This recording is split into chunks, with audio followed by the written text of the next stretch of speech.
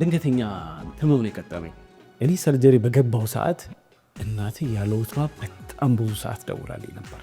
ነግሯታል ይባላል አይደል? ብዙ ኢቨንቶች ላይ አይሃለው፣ የሚዲያ ጉዳዮች ላይ አለ። እናቴ በጣም ቁጥር አንድ አድማጭ ነች። ሶሻል ሚዲያ ላይ ሀሳብ አጋሪ ነህ፣ በጣም ከሚታወቁ ሰዎች ውስጥ አንዱ ነህ። ከዛ ውጪ ማህበራዊ ህይወትህ ላይ እንደዛው ነህ። መድረክ እመራለሁ፣ ማስታወቂያ እሰራለሁ፣ መጽሐፎች ተርካለሁ፣ ቮይስ ኦቨር የሆኑ ስራዎች ምናምን ሲኖረው ልክ በተመሳሳይ እንደዛም አደርጋለሁ። እነኚህ ሁሉ ነገሮች በየትኛው ጊዜ 24 ሰዓት በጣም ነው ናቲ የቱን ነገር ሊቀንስ ነው? አሁን ከቤቴ ጋር ያለኝ ወዳጅነት በጣም የጠነከረበት ጊዜ ነው። በደንብ ሶሻል ሚዲያው ላይ ርብርብ ሲደረግ ማይቼ ነበረ። አራሸክሩኝ ያልተፋውጠት በጣም ብዙ ሰዎች ተባባሪ ናቸው ከአንተ ጋር ለመስራት እና ስለዚህ ማንኳኳት አለብን ማለት ነው። ምን አስበህ ነበር አሸክሩኝ ያልከው? የዚህ ትውልድ አባል ስለሆንኩኝ ነው። አይ ራሱ እስኪያንኳኳ መጠበቅ ነው የሚል አንዳንድ ኩራት አለ አይደል? ከንቱ ኩራት ምንም አይሰራ። ስለዚህ ምን አይነት ምላሽ መጣ? በስማ መቆጣጠር ቻልክ? በጣም ከአቅም በላይ ነበረ። በቃ እኔ ለማሸቀር በጣም በርካታ ሰዎች መጥተዋል። አንዳንዴ ሱቅ መስራት እናመሰግናለሁ። ቆንጆ ሆነ ናቲ ያልኩኝ ማረብኝ። በጣም ምን ህይወት ውስጥ አብዮት የፈጠረ ሰው ብዬ የማስበው ሰው አለ። መምህር መንገድ አሳየ። የኔን ቀጥ ያለ መንገድ ነው። ደግሞ እድለኛ ነኝ። ትቺ ማለት እድለኛ ነኝ ብዬ ስነግርሽ እውነት ለመናገር እድለኛ ስለሆንኩ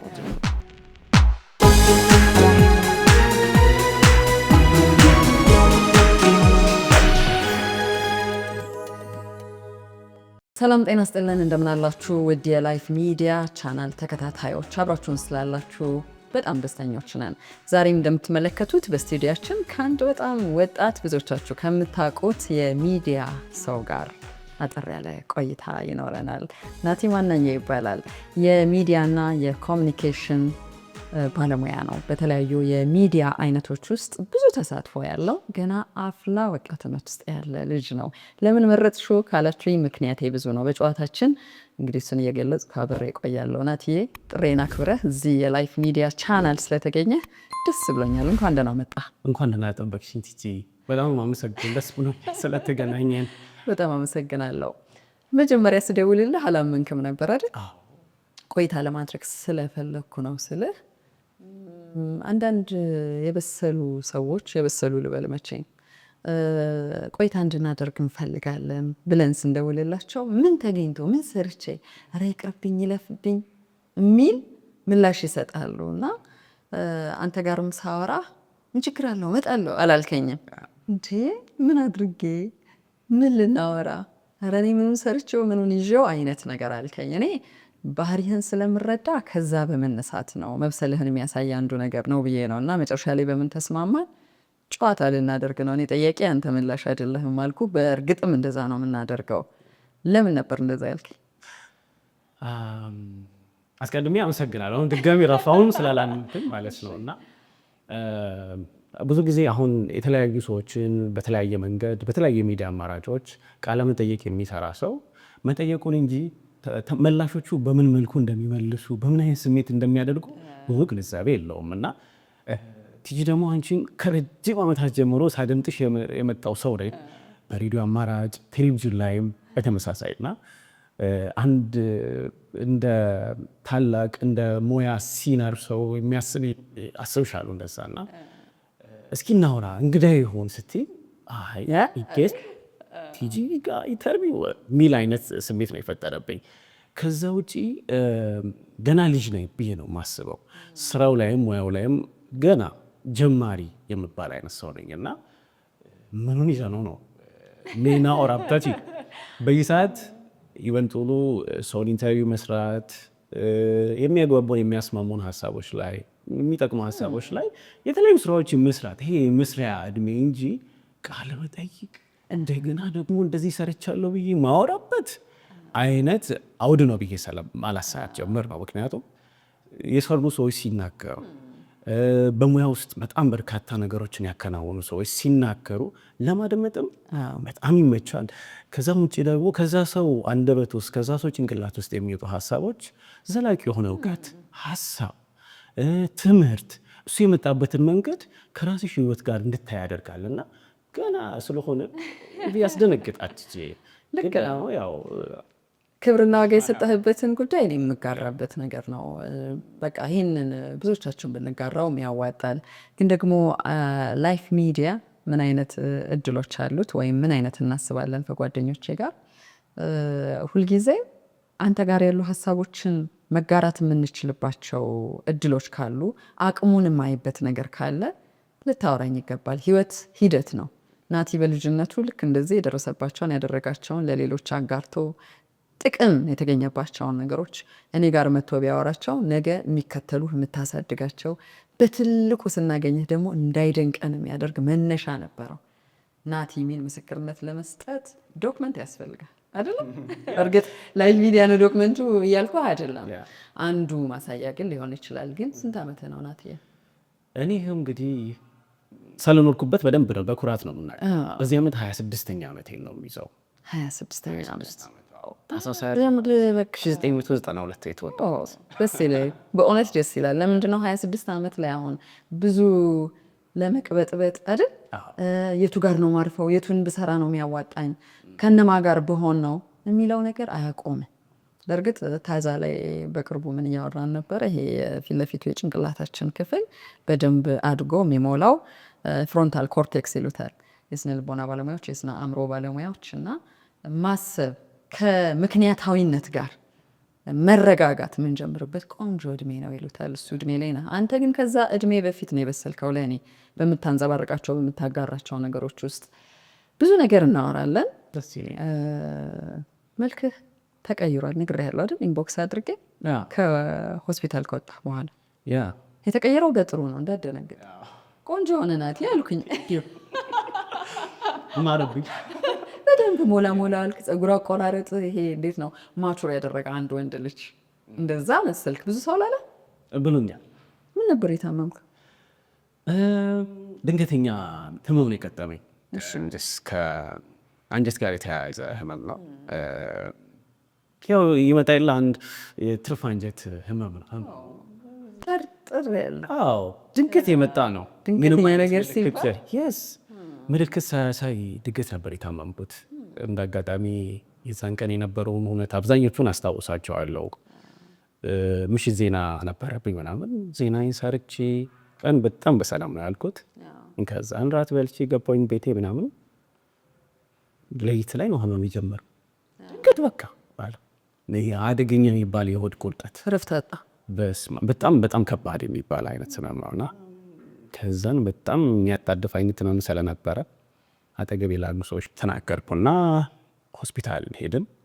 ይሄ ነገር በጣም የመጨረሻ ስቴጁ ላይ ነው ያለው እና ቶሎ ሆስፒታል ማን ነው ሰርጀሪ መሰራት አለብህ ተባልኩ። ሰርጀሪ ተሰራው። እንግዲህ ብዙ የምታመም አይነት ልጅ አይደለሁ አይደለ ማለት እኮ ግራ ገባኝ። ድንገት ነው ፖስት አድረክና ብዙ ሰዎች እንደነገጡ ስለ ህይወት የነበረህን አረዳድ ሁሉ የጻፍክበት መንገድ የሚገርም ነው። እና ምልክት አልነበረው? ምንም ምልክት ማለት አዎ ነገርየው አሁን ሐኪሞቹንም ስጠይቅ ብዙ ሰው ላይ ይሄ ድንገተኛ ህመም ነው የሚከሰተው እንጂ ዘላቂ በሆነ መልኩ የሚሰጠው ምልክት የለም። እንዳልኩሽ ቀን ላይ በጣም በሰላም ነው ያልኩት። ሰርቼ ዜናዬን አስገብቼ ዜና አስፈጽሜ ነው ቤት ሄድኩት።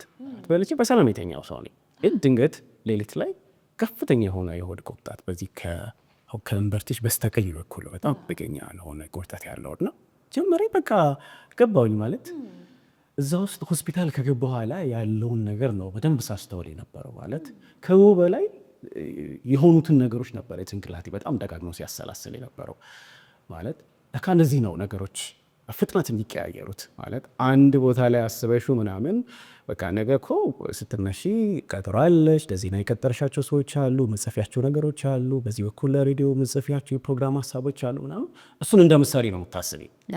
ግን ድንገት ያ ሁሉ ቀርቶ ራስሽን ሆስፒታል ተኝተሽ ስታገኙ በቃ ይሄ ነው ማለት ነው። ከዛም ጸዶጥከን አዎ እንዳልኩሽ ሐኪም ቤት ብዙ ማይሄድ ብዙ ማይታመም አይነት ከልጅነት ይጀምራልና ድንገት በቃ ሆስፒታል በበሩ ራሱ ሳልፍ ጥሩ ስሜት አይሰማኝ። ሆስፒታል ጥሩ የሆነ ስሜት የለኝ። ግን የዛን ቀን በቃ ህመሙ ከአቅም በላይ ሲሆን በቃ በጥርፊያ ነበር ሄድ ነው። ሰርጀሪ ሲባል ደግሞ እኔ ጭንቅላት ውስጥ የሚፈጠረው ነገር አስብ ማለት እንግዲህ ሆዴ ተቀዶ ምናምን በቃ ብዙ መንገድ ነው ጭንቅላትሽ ውስጥ የሚለውና በጣም አንድ እዛ በነበረው ቆይታ የተማርኩት ነገር ህይወት የምትባለው ነገር አንኤክስፔክትድ እንደሆነች ነው ማለት የማትጠበቅ በጣም ብዙ የሆኑ አንቺ ካሰብሻቸው ነገሮች በተቃራኒ የምትኖሪያቸውን ነገሮች ይዛ እንደምትመጣ በቃ የዛን ቀን በደንብ አሳማኝ ምሳሌ ነው እኔ ልብ ውስጥ የመጣ። በተለይ እዚህ ውስጥ በጣም የተማርኩት በጣም ትልቁ ነገር መሰለኝ ቲጂ፣ አሁን በርካቶቻችን ምናምን እንወጣለን እንገባለን፣ የህይወት ሰልፉ በጣም ሰፊ ነው ማለት ፈርጁ በጣም ብዙ ነገር ውስጥ ነው ያለ ነው። ደግሞ ሚዲያው ጋር ስትሆኝ ታውቂያለሽ በጣም ብዙ ነገር ውስጥ ነው የምትሞላ።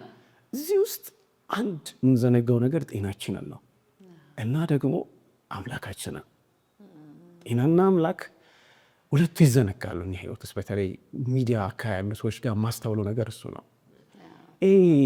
ዜናሽን ወይም ደግሞ መሰሪኝ ፕሮግራም ዴድላይኑ ሳያልፍ ወይም ያቺ ሰዓት ደርሳ እዛ አየር ላይ ለመዋል በሚደረግ ሩጫ ውስጥ በትክክል አለመመገብ አለ፣ ሌሊት ላይ ቀን እየሰራሽ ወይሽ ያለመተኛት አለ። በጣም ብዙ ነው ማለት ይሄ ጤናሽን ኬር አታደርጊው ምናምን ትዘነጊዋለሽ።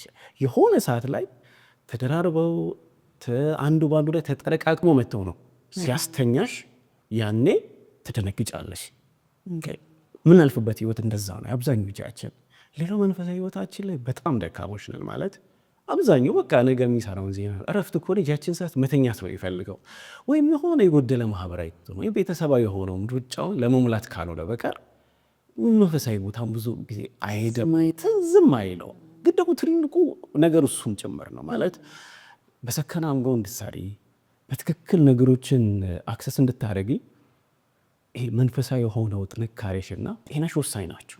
ካጣሻቸው በኋላ አይደለም የምታገኛቸው ኖረሻቸው ነው ማግኘት ያለብሽ ብዬ ነው የማስበው። እና እነዚህ ሁለቱ ነገሮች ሚሳይክ ነበረ እኔ ያኔ ተማርኩት።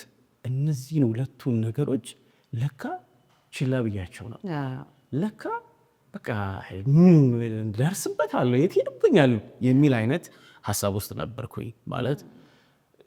ከዛን ከታመምሽ በኋላ ስትማሪያቸው ወደ መንፈሳዊ የሆነው ነገርሽ ውስጥ ትገቢያለሽ። ከዛን ጤናሽን በደንብ መንከባከብ ትጀምሪያለሽ። እነዚህ ነገሮች በደንብ ወደ ህይወት ሲመጡ ይሄ ከዚህ ቀደም ከነበርሽበት ህይወት ካለሽበት ነገር ውስጣዊ ነገሩ ጋር ብቻ አይደለም የሚገለጠው፣ መልክሽ ላይ የሚገለጣል። ምናልባት እኔ ጋር አሁን ፊቴ ላይ ያስተዋልሽው እንደው ፊትም ተለወቀ ያልሽው ምናልባት እነዚህ ነገሮች ላይ በደንብ ትኩረት እያደረግሽ። እንዴት ነው አሁን አንዲት ሴት ልጅ ከአራስ ቤት ስትወጣ ቆዳዋ ያንጸባርቃል፣ ሞላ ትላለች፣ አዲስ መልክ፣ አዲስ ኃይል እና ይሄ ውበት በሌላ መንገድ ሲገለጽ የምንለው ነገር ከመታረስ ጋር እንክብካቤ፣ ጊዜ፣ ጽሞና ከማግኘት ጋር ብዙዎቻችን እናገናኘዋለን። እና ታሞ የዳነ ሰው ይሄ ገርጣ እንደማለት አይነት ገና ወደ መስመር አልመጣም ብለህ እንድታዝንለት የሚያደርግ ነው። አንተ ጋር ያየሁት ተቃራኒ ነገር ነው። ወይ በጣም የተንከባከበ ሰው አለ፣ ወይም ደግሞ ቅድም የነገርከኝ አንዱ ላይ አእምሮ የነገርከው ነገር ሰውነት ለውጦታል። አሁን አሳማኝ ነገር እየነገርከኝ ነበረ። ግን አንድ ላነሳለ የፈለግኩት ከባድ የሆነ ጽኑ ህመም ውስጥ ሊያስገባን የሚችል ጊዜ የማይሰጠን አቅማችንን የሚወስድብን የሚያነጫንጨን ተስፋ የሚያስቆርጠን አይነት ነገር ነበረው አይደለም? ህመሙ በአንድ ጊዜ አጣድፎ ሞትን ሁሉ እንድታስበው የሚያደርግ አይነት ነገር። ምን አሰብክ? ብዙ ሰዎች ስለ አስቀመጥኩት የቤት ስራ፣ ስለ ግንኙነቴ፣ ስለ ገንዘብ፣ ስለ ዓለም የማስብበት ደቂቃ አልነበረም ብለው ሰምቻለሁ። ሌላው ዓለም ላይ እንዲህ በጣም ሲሪየስ የሆነ ህመም ሲያጣድፋቸው ምን አይነት ስሜት ውስጥ ነበር ናት? እንዴት መሰለሽ ቲጂ ማለት እንዳልኩሽ ይሄ ህመም ውስጥ የሆነ በተለያየ ጊዜ ታመምሽ ቢሆን እንደዚህ አይነት ሀሳብ ውስጥ አትጋቢ ማለት በሆነ ከታች የሆነ አይነት ኤክስፒሪየንስ ይኖርሻል። ይሄ ግን ድንገት ነው። ታመሽ ማታውቂ ሰው ድንገት ታመምሽ ማለት ያውም ቀዶ ሕክምና ድረስ የሚያስገባ አይነት ነው እና ብዙ አይነት ሩጫ ውስጥ ነበርሽ፣ በጣም ብዙ አይነት ነገር ውስጥ ነበርሽ። ግን ድንገት ያ ነገር ሁሉ ቆመ፣ በቃ ስቶፕ አረገ ማለት ነው። እዛ ጋር ሲቆም በጣም ብዙ ነገር ታስቢያለሽ። የእኛ ስራ ደግሞ ይኸውልሽ በጣም አሉታዊ የሆነው ጎን አንዴ ከትራኩ ከሸሸሽ በዛው ነው የምታርሺው። ከትራኩ እንድትወርጂ አይፈልግም። ሁሉም ነገር ከሬድ ላይ ጋር ነው የሚሆነው። ሁሉም ጨዋታሽ በቃ ይሰጥሻል። በዚህ ቀን በዚህ ሰዓት ይዘሽ መገኘት ነው። እዛ ጋር ስትቀርቢ በምን ውስጥ አልፈሽ ምናል የሚለውን ነገር የሚሰማሽ ሰው የሚመለከትሽ ሰው ትንፍጫው ዱቄት ነው። በቃ ማንም ትዝም አይለውም። ቲጂ እዛ ጋር ወይም ናቲ መጥቶ የሚያወራውን ነገር የሚያቀርበው ዜና ወይም ደግሞ የሚያቀርበው ፕሮግራም ነው የሚያስበው እንጂ በምን አይነት ህመም ውስጥ በምን አይነት ጉዳይ ውስጥ ምናምን እንደሆንሽ አብዛኛው ሰው አንደርስታንድ አያደርግሽ። ደግሞ ግዴታው አይደለም አንደርስታንድ ማድረግ። እሱ ጋር እዛ ጋር ማቅረብሽን ነው እንድታቀርቢም ስለተቀበት ጀመረ እና እዚህ ጋር ግን በቃ የህይወት ጥድፊያሽ በጣም ብዙ ስለሚሆን የምታስቢያቸው ነገሮች አሉ። ድንገት ይህን ሁሉ ነገር ማድረግ አቆመሽ፣ ተኛሽ፣ ቆምሽ፣ በቃ ሆስፒታል ውስጥ ነው ያለሽው። እዚህ ጋር ጭንቅላትሽ በጣም ማአት ነገር ነው የሚያስበው። ይህን ሁሉ አስቤ እዚህ ጋር ቀረው ማለት ነው። ኧረ በስመ አብ ገና ሳልጀምረው በጣም ብዙ ነገር ነው ጭንቅላትሽ ውስጥ የሚመላለሰው እና ወደ 2 ወር ገደማ ሊጠጋኝ ጊዜ ነው ከሚዲያውም ከሬዲዮም ከነበርኩባቸው የሚዲያ አማራጮች ሁሉ የወረድኩት። መተኛት አለ። መተኛት ደግሞ ሩጫ ለለመደ ጭንቅላትና ሰውነት በጣም ያደከም ነገር ነው ማለት በቃ ቆምሽ እኮ ማአት ነገር የሚያስብ ጭንቅላት ማአት ቦታ የምትደርሺ ሴት ወይም ሰው ተከታሽ ዘጋ ስትሆኚ ጭንቅላትሽ ስራ ፈታ ማለት ነው። መታመም ወይም ታመም ያለው ብሎ ማሰብ በራሱ የሚፈጥረው የራሱ የሆነ ጫና አለ። ደስ የማይል ስሜት ነው ሰውነትሽ ውስጥ ሀሳብሽ ውስጥ የሚፈጥረውና ያ አንድ ቀን ወይም ሳምንት ምናምን አይደለም ለወራት ሲቆይ ጭንቅላትሽ ውስጥ የሆነ የሚፈጠር አይነት ሀሳብ አለ ማለት ወደ ተስፋ መቁረጥ ትበጫለሽ። መቼን ወደ ስመለስ ራሱ እንደቀደመው ከዚህ ቀደም እንደነበረው ከመታመሜ በፊት እንዳለሁት ሆናለሁ የሚል ጥያቄ ራሱ ጭንቅላትሽን ራሱን የቻለ ቦታ ይዛል እና በጣም ብዙ ነገር ሳስብ ነበር ማለት እዚህ ነገር ውስጥ መቆየት አለብኝ ወይስ የለብኝ የሚል ነው። ካደረኳቸው ነገሮች አሁን እንደዚህ አይነት ስሜቶች ሲሰማኝ እንደምንም አድርጌ በቃ ለማንበብ ሞክር ነበረ ማለት ዶክሜንታሪዎችን ተኝቼ ለመስማት ሞክር ነበረ። ስራ ይሄ ደባሪውን የሆነውን ስሜት ወይ አልወጣሁም በቃ ደስ የማይለውን ስሜት ላለመስማት ከሰማሹ በጣም እንትን ሊልሽ ይችላል። ይሄ ወደ ኢነርጂሽ እንዳትመለሽ ሊያግርሽ ይችላል እና ዶክሜንታሪዎች አይ ነበር ይታይቼ ፕሮግራሞች ሬዲዮ ሰማ ነበር ቁጭ ብዬ በቃ እንደሄ ደህና ነኝ እንደሚል አይነት ሰው አይነት ስሜት እንዲሰማኝ ማለት ነው። እና ከዛ ስሜት ምናልባት መንጭቆ ያወጣኝ እነዚህ አክቲቪቲዎች ይመስለኛል። ዶክሜንታሪ በተቻለ አቅም ማንበቤ ያችን ታይም ተጠቅሜ ምናምን ነገር እና ብዙ ጊዜ እናቴ ትላለች አንተ አቦባ ተርፍ ምናምን ተከትለኝ መቼ ሰማች ግን እናት? ምክንያቱም ሁሉ ጊዜ አንተን ሳስብ እናትህን አስባለሁ። ብዙ ትጽፋለህ ስለሷ። ከዛ ደግሞ በስስት በተስፋ የምታይህ ልጇና ነህ። መቼ ነበር የሰማችሁ? እንዳመመ ወዲያው ነው ወይስ ከተኛህ በኋላ? እሷም በጣም ጭንቀታም እናት ነው ያለች። በተለይ በኔ ጉዳይ በጣም ትጨናነቀው እና ሰርጀሪ ምናምን ይሄ ቀዶ ሕክምናውን ከወሰድኩ ኋላ ነው እንዳትናገሩ ብለህ ነው? ማንም ምክንያቱም እንኳን ቀዶ ሕክምና ክፍል ገብቷል ምናምን ተብሎ ሊነገራት ቀርቶ ድምፄ ይኸውልሽ ምን አለ መሰለሽ ይሄንንማ በደንብ ላብራራሽ። እናቴ በጣም ቁጥር 1 አድማጭ ነች። ሬዲዮ ላይም ቴሌቪዥን ላይም እኔ ባለሁበት ቦታ ሁሉ በቃ የኔ ቁጥር 1 አድማጭ ነች እና በዚህ በጣም እንኮራ ብዙዎቻችን የኛ ናት የት ትሄዳለች ብለን ነው የምንኖረው። ሌላ ሰው ነው እንደውም የሚያደንቅህ የሚያውቀው ስራህን ስንት ሰዓት ላይ የትኛው ፕሮግራም እየሰራህ እንደሆነ የሚያውቅ እንጂ ቤተሰብ የራሱ ነገር የት ይሄዳል የሚል ነው። አሁን ያንተና ተቃራኒሽ ብዙም አይደለም። እናቴ ግን በቃ እንደው በተለይ ሬዲዮ የጀመርኩ ሰሞን ጎረቤት ጠርታ ቡና ተፈልፎ ምናምን ነው ሬዲዮ ሊሰማ የነበረው እና እዚህ ውስጥ ድምፄ ሲቀይር ለምሳሌ ጉንፋን ይችላል ወይም ትንሽ ከቀሰቀስኩባትም ደውላ ምን ሆናል አሞሃል ምን ሆና ነው በቃ ጥያቄ አለ።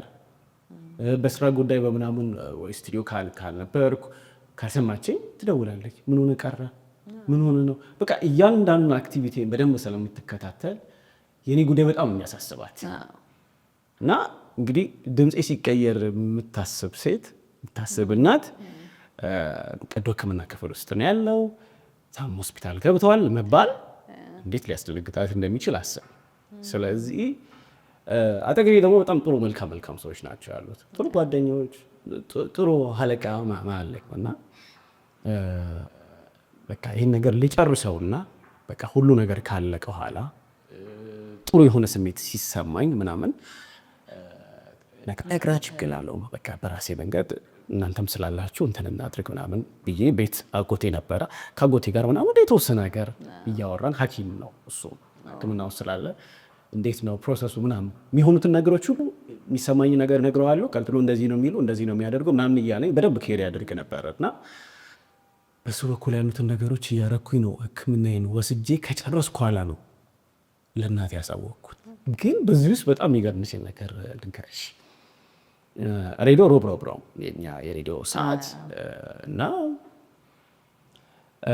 ብዙ ጊዜ የምንደዋወለው ያው ብዙ ጊዜ ሩጫ ላይ ምናምን ስለመሆን እሁድ ዕለት ጠዋት ብዙ ጊዜ ከእናቴ ጋር እናወራለን በስልክ ረጅም ሰዓት። በቃ የሳምንት ሪፖርት የሚቀርበው እሁድ ዕለት ነው። ቤቱ እንዴት ነው? ሁሉ ሰላም ነው? ደህና ናችሁ? አንተ እንዴት ነው? በቃ ብዙ ነገር የሚናገረኝ እሁድን በጣም ናፍቀው እና ያለ ወትሯ እኔ ሰኞ ዕለት ሰላም ወይ ማክሰኞ ነው የታመምኩ። ከዛ ሮብ ዕለት ምናምን ነው ብዙ ነገር ያለቀው። ያለ ወትሯ ደወለች። መቼ ማለት ነው? እኔ ሰርጀሪ በገባው ሰዓት ማክሰኞ ነው ሮብ ማክሰኞ ታመምክ። ገባው በቃ ማታ ላይ ሰርጀሪ ነበረ እና እኔ ሰርጀሪ በገባው ሰዓት እናቴ ያለ ወትሯ በጣም ብዙ ሰዓት ደውላልኝ ነበር። ወደ 1 ሰዓት አካባቢ ነበር አመሻሽ ነግሯታል ይባላል አይደል? እኔ ምን እንደምናደርገው ይሄንን ገለጻ አላቅም ነው እንጂ በጣም ብዙ ሰዎች እንዲህ አይነት ነገር አጋጥሟቸዋል። ወይ ህልም አይታለች ወይም ደግሞ ከአንተ ጋር በጣም ኮኔክሽኗ ትልቅ ነው። ስለዚህ ውስጧ የፈራበት ነገር አለ። የዚህ ልጅ ድምፅ ላድምጠው ብላለች። ብቻ በቃ ማለት ያለው ተዋለኝ ማክሰኞ ዕለት ደውላልኝ አያውቅ ማለት በጣም አስቸኳይ ካሉ በቃ ደውላልኝ አታውቅም። እና እኔ ወደ 1 ሰዓት ተኩል ምን አካባቢ ነው ቀዶ ጥገና ክፍል የገባሁት። በተመሳሳይ ሰዓት እኔ ከገባሁበት ሰዓት ጀምሮ ስልኬ ዛግቼው ምናምን ነው የገባሁት። ትደውል ነበር ያለማቋረጥ በቃ ያለው ትሮይ ጨነቀኝ ያለች በጣም ትደውል ነበር። አለማንሳትን ደግሞ አላስለመድኳትም ግን ስራ ላይ ስሆንና ምናምን ሳሎን ሰዓቷን ታውቀዋለች። እና ወደ 1 ሰዓት ከምናምን እንትን ገባው ከአኔስቴዥያው እዚህ ስነቃ ከሰመመኔ ወደ 4 ሰዓት ከምናምን ወደ 5 ሰዓት አካባቢ ነው ከምሽቱ እና ነንከች እስኪ ስልክ ይስጡኝ ምናምን ብዬ ስከፍተው በጣም ብዙ ጊዜ ደውላለች ምናምን። ማን ነግሯት ነው ምናምን ነገር አልኩ። ኧረ ማንም ይነገር ምንም ፍንጭ የላት ማን ነገራት? በጣም ደንቆኝ ነው። በማግስቱ ደወልኩላት። ስደውል ምን ነው ቀረች? አይ ማንንም አላውቅም አትዋይሽ የሆነ ነገር ነው ምናምን። እኔ ትናንትና ዝም ብሎ ተደስቼ ድምፅን መስማት አያምረኝም። በቃ ማለት ምን ሆነ ነው ንገረኝ። አይ ትንሽ አሞኝ ነበረ በቃ አይቶኛል። አይ ንገረኝ ምን ሆነ ነው ይሄ ያለው ትሎ ነው በድግር አይ ማ ትንሽ አሞኝ ነበረ በቃ አሁን ደህና ነኝ ምናምን ነገር አልኩት። ከዛ እሺ የሆነ ነገር ካልሆንክ ጥሩ ነው ግን ኮንክ ነገር በቃ መጀመሪያ እንትን ነበር ምንም አልኩ። ከዛ እሺ እንዴ እንዳነ ያው ይሄን ማውራት ሆስፒታል ነው። ከዛ የተወሰኑ ቀናት ካለፈ በኋላ ደወለች ድጋሚ። ያው በጣም ስለማትጨነቅም ጭምር እና እሺ ለምን አልገባህም ሬዲዮ አለች። ያው በቃ ድምፅ እንደምሰማው ጥሩ ነው ምንድን ነው ምናምን ነገር በቃ ትንሽ አሞኝ ነበር። ሆስፒታል እየሄድኩ ባነው ሆስፒታል አካባቢ ጤና ጣቢያ ብዙ ብቻ ካደርገዋለሁ ምናምን ትንሽ አሞኝ ነበር። እኔ አላመንኩም። እስኪ ጓደኞችን አጠገብ ካሉ እነሱንም አሁን አረች ተጋባት ብዬ ሰጠኋት። ኧረ ማሚ አትጨናንቂ ችግር የለውም አሁን ፒስ ነው ምናምን ነገር አለ። እሺ እናንተን አምናችኋለሁ ግን የሆነ ነገር ከሆነ ማድራ ልጄ ምናምን ነገር ምናምን ብላ ዘጋች። ከዛ የሆስፒታል ቆይታዬ ምናምን በቃ ጥሩ ነበረ። ይሄ እንዴት ነው እንክብካቤያቸው ጥሩ ነበረ። ጓደኞቼ ነበረ ምናምን በቃ ቶሎ ውጣ ተባልኩ ወጣሁኝ ምናምን። ከዛ አሁን መናገር አለብኝ ማለት ነው ቢያንስ የሆነ ነገር አቃል እያለሁ ማለት ነው። እና ከዛን ማሞኝ ነበር ሆስፒታል እንደዚህ ብሎኛል ቤት እመጣለሁ ጠብቂ። እዚህ ጋር በቃ ገባት በደንብ እንዳመመኝ የሆነ ነገር አለ የሆነ ነገር አለ። ትርፍ አንጀት ነው የሚለውን ግን ነገር አልነገርኳትም። በቃ አሞኛል ምናምን እረፍት ያስፈልጋል ተብዬ። ለምንድን ነው ትርፍ አንጀት ሲባል እረፍ ይላል አይምሯችን። ምክንያቱም ሕክምና ካገኘ መድኃኒት ነገር ነው። ካልደረስክበት ያው ችግሩ ከባድ ነው። የኔ ላስት ስቴጅ የነበረው አይነት ነው ይሄ። በቃ ወደ መፈንዳቱ ይባላል። በቃ በጣም አፋጣኝ ነበረ ከምነግርሽ በላይ። ማለት አጎቴ ሲነግረኝ ለማረጋጋት ብዬ ነው እንጂ ትንሽ ብትቆይ በቃ ይሄ ነገር ፈነዳ። ከፈነዳ ደግሞ በጣም ሕክምናውን ስብሰብ ያደርገዋል ሲለኝ የነበረው እና ከዛም የተወሰነ እዚህ ቆየሁና ሄድኩላት። ስታይኝ አላመረች ማይሄጂ ከዛ ምትለው ነው አሁን ላሳይሽ እችላለሁ። ስደውይ እንደዚህ ሆኜ ነበር። አዎ ከሕክምና ነበርኩ ምናምን እንደዚህ። ከዛ ነገር ፋይናሊ በቃ ጥሩ ሆነ። ደስ ብሎኝ ነው ቤት የመጣው። አሁን እረፍት ያስፈልገኛል፣ በደንብ ማረፍ አለብህ ተብያለሁ። ምግብ በትክክል መብላት አለብህ ተብያለሁ። አሁን እረፍት ነው የምፈልገው፣ ልረፋ በቃ ምን እጅ ብሎ ምናምን ነገር አለ ይችላል። ከዛም ፋይናሊ እንትን ይሄ ያው እሷ አርባ ምንጭ ነች ያለችው። እዛ ነው የሄድከው? እዛ ነው የሄድኩት። ማመንም ያለማመን ደጋግማ ታይኛለች። ሰላም ነው ግን ትለኛለች። በቃ ከዛም ፋይናሊ በቃ ተቀበለችው። ግን አሁን ድረስ ይገርማታል።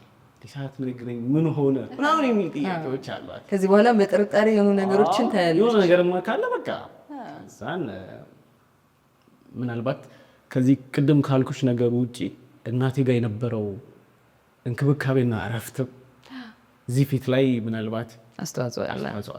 ምን ያክል ጊዜ ነው እሷ ጋር የቆየው? አንድ ወር በደንብ አርፈሃል? አዎ አንድ ወር እንደዚህ።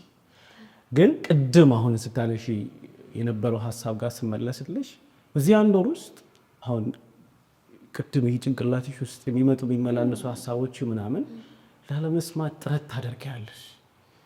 ግን ደግሞ ሙሉ ሙሉ ይጠፋሉ ማለት አይደለም። ማለት የሆኑ ወራት የሆኑ ጊዜያት ምናምን ሚስ ታደርጊያለሽ ከህይወትሽ ላይ ምናምን የሚያስተምርሽ ነገር አለ፣ የሚያበረታሽም የምታውጪውም ነገር አለ። በጣም ብዙ ነገር ስለምትማሪበትም ጭምርና እነዛ ጭንቀቶች ምናልባት አሁን ካለፉ በኋላ ድጋሚ ወደ ስራ ውስጥ ስመለስ እኔ ጋር የሚፈጥሩ ነገሮች ምንድን ናቸው? በዛ በነበረው አይነት ኢነርጄቲክ በሆነው ስሜት አትሄጅበት። መረጋጋት ትፈልጊያለሽ፣ ማስተዋል ትፈልጊያለሽ። እዚህ ጋር ማሮጥ ትላለህ።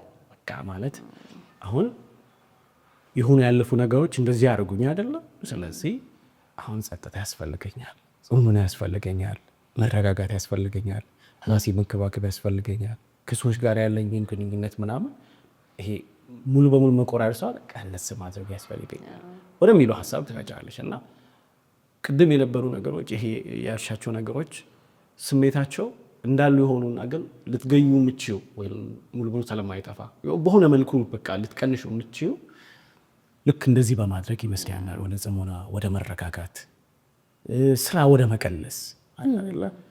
አንድም በትክክል እንዳትመገቢ፣ አንድም ጤናሽ እንዳትጠብቂ፣ አንድም ከመንፈሳዊ ወደሆነ ህይወት እንድትርቂ የሚያደርግሽ በጣም ተደራራቢ የስራ ጫታ ስብሮኝ ጭምር ስለሆነና በቃ ያን ነገር እየቀንሽ ትመጪዋለሽ እንጂ ሙሉ በሙሉ አትገዩ አታጠፉ። በቃ አለ ስሜቱ አንድ አብረውሽ ነው ያለው የሚፈጥረው የሆነ የራሱ የሆነ ገጽታ አለው።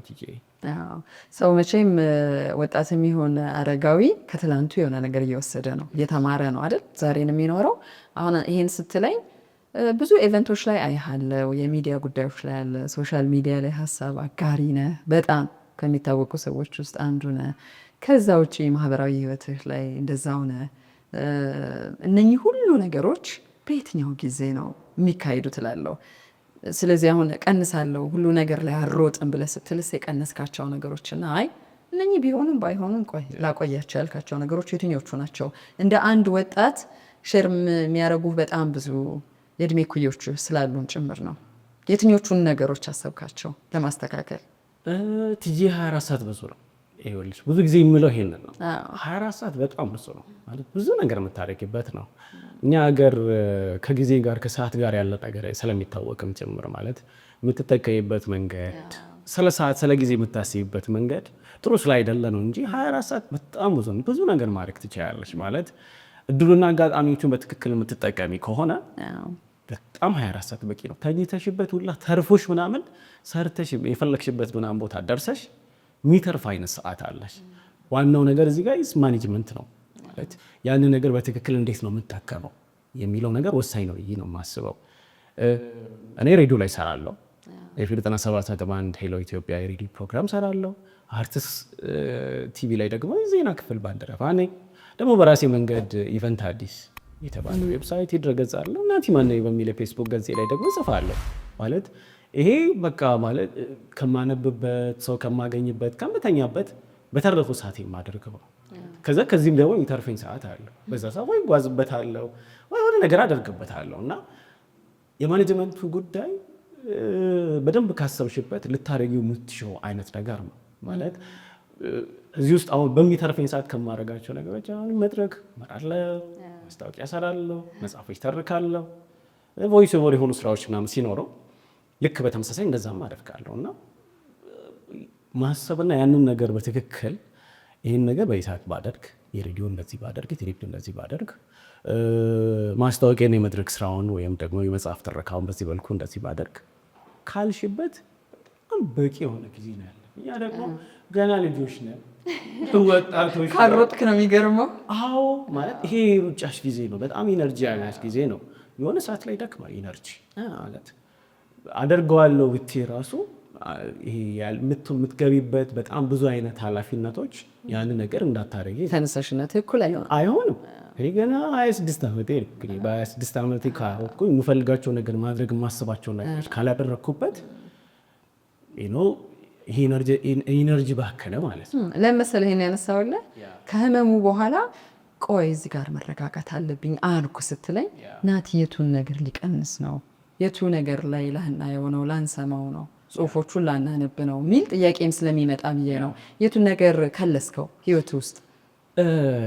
አሁን ላይ በጣም ረጅሙን ሰዓት የወሰዱብኝ የስራ አይነቶች ነበሩ የነበርኩባቸው ተሳትፎች ውስጥ አሁን ካደረግኳቸው ከወሰድኳቸው ረፍቶች መካከል አንደኛው ሬዲዮ ነው። ሬዲዮ ለምንድን ነው መሰለሽ? ሬዲዮ ሙሉ አቅምሽን የሚፈልግ ፕሮግራም ነው። ማንም የሚዲያ አይነት ነው። ካሜራማን ወይም የሆነ ሰዎች ይዘሽ ምናምን የምትሄጂበት አይነት አይደለም። ድምፅሽ ውስጥ ሶፍሽ ውስጥ ነው ሀሳብሽን በደንብ ማስተላለፍ የምችይው እና ያለፉትን 4 ዓመታት 97.1 ኢትዮጵያ ላይ ነበርኩኝ ማለት ጊዜን ጉልበቴን ይወስድ ነበረ።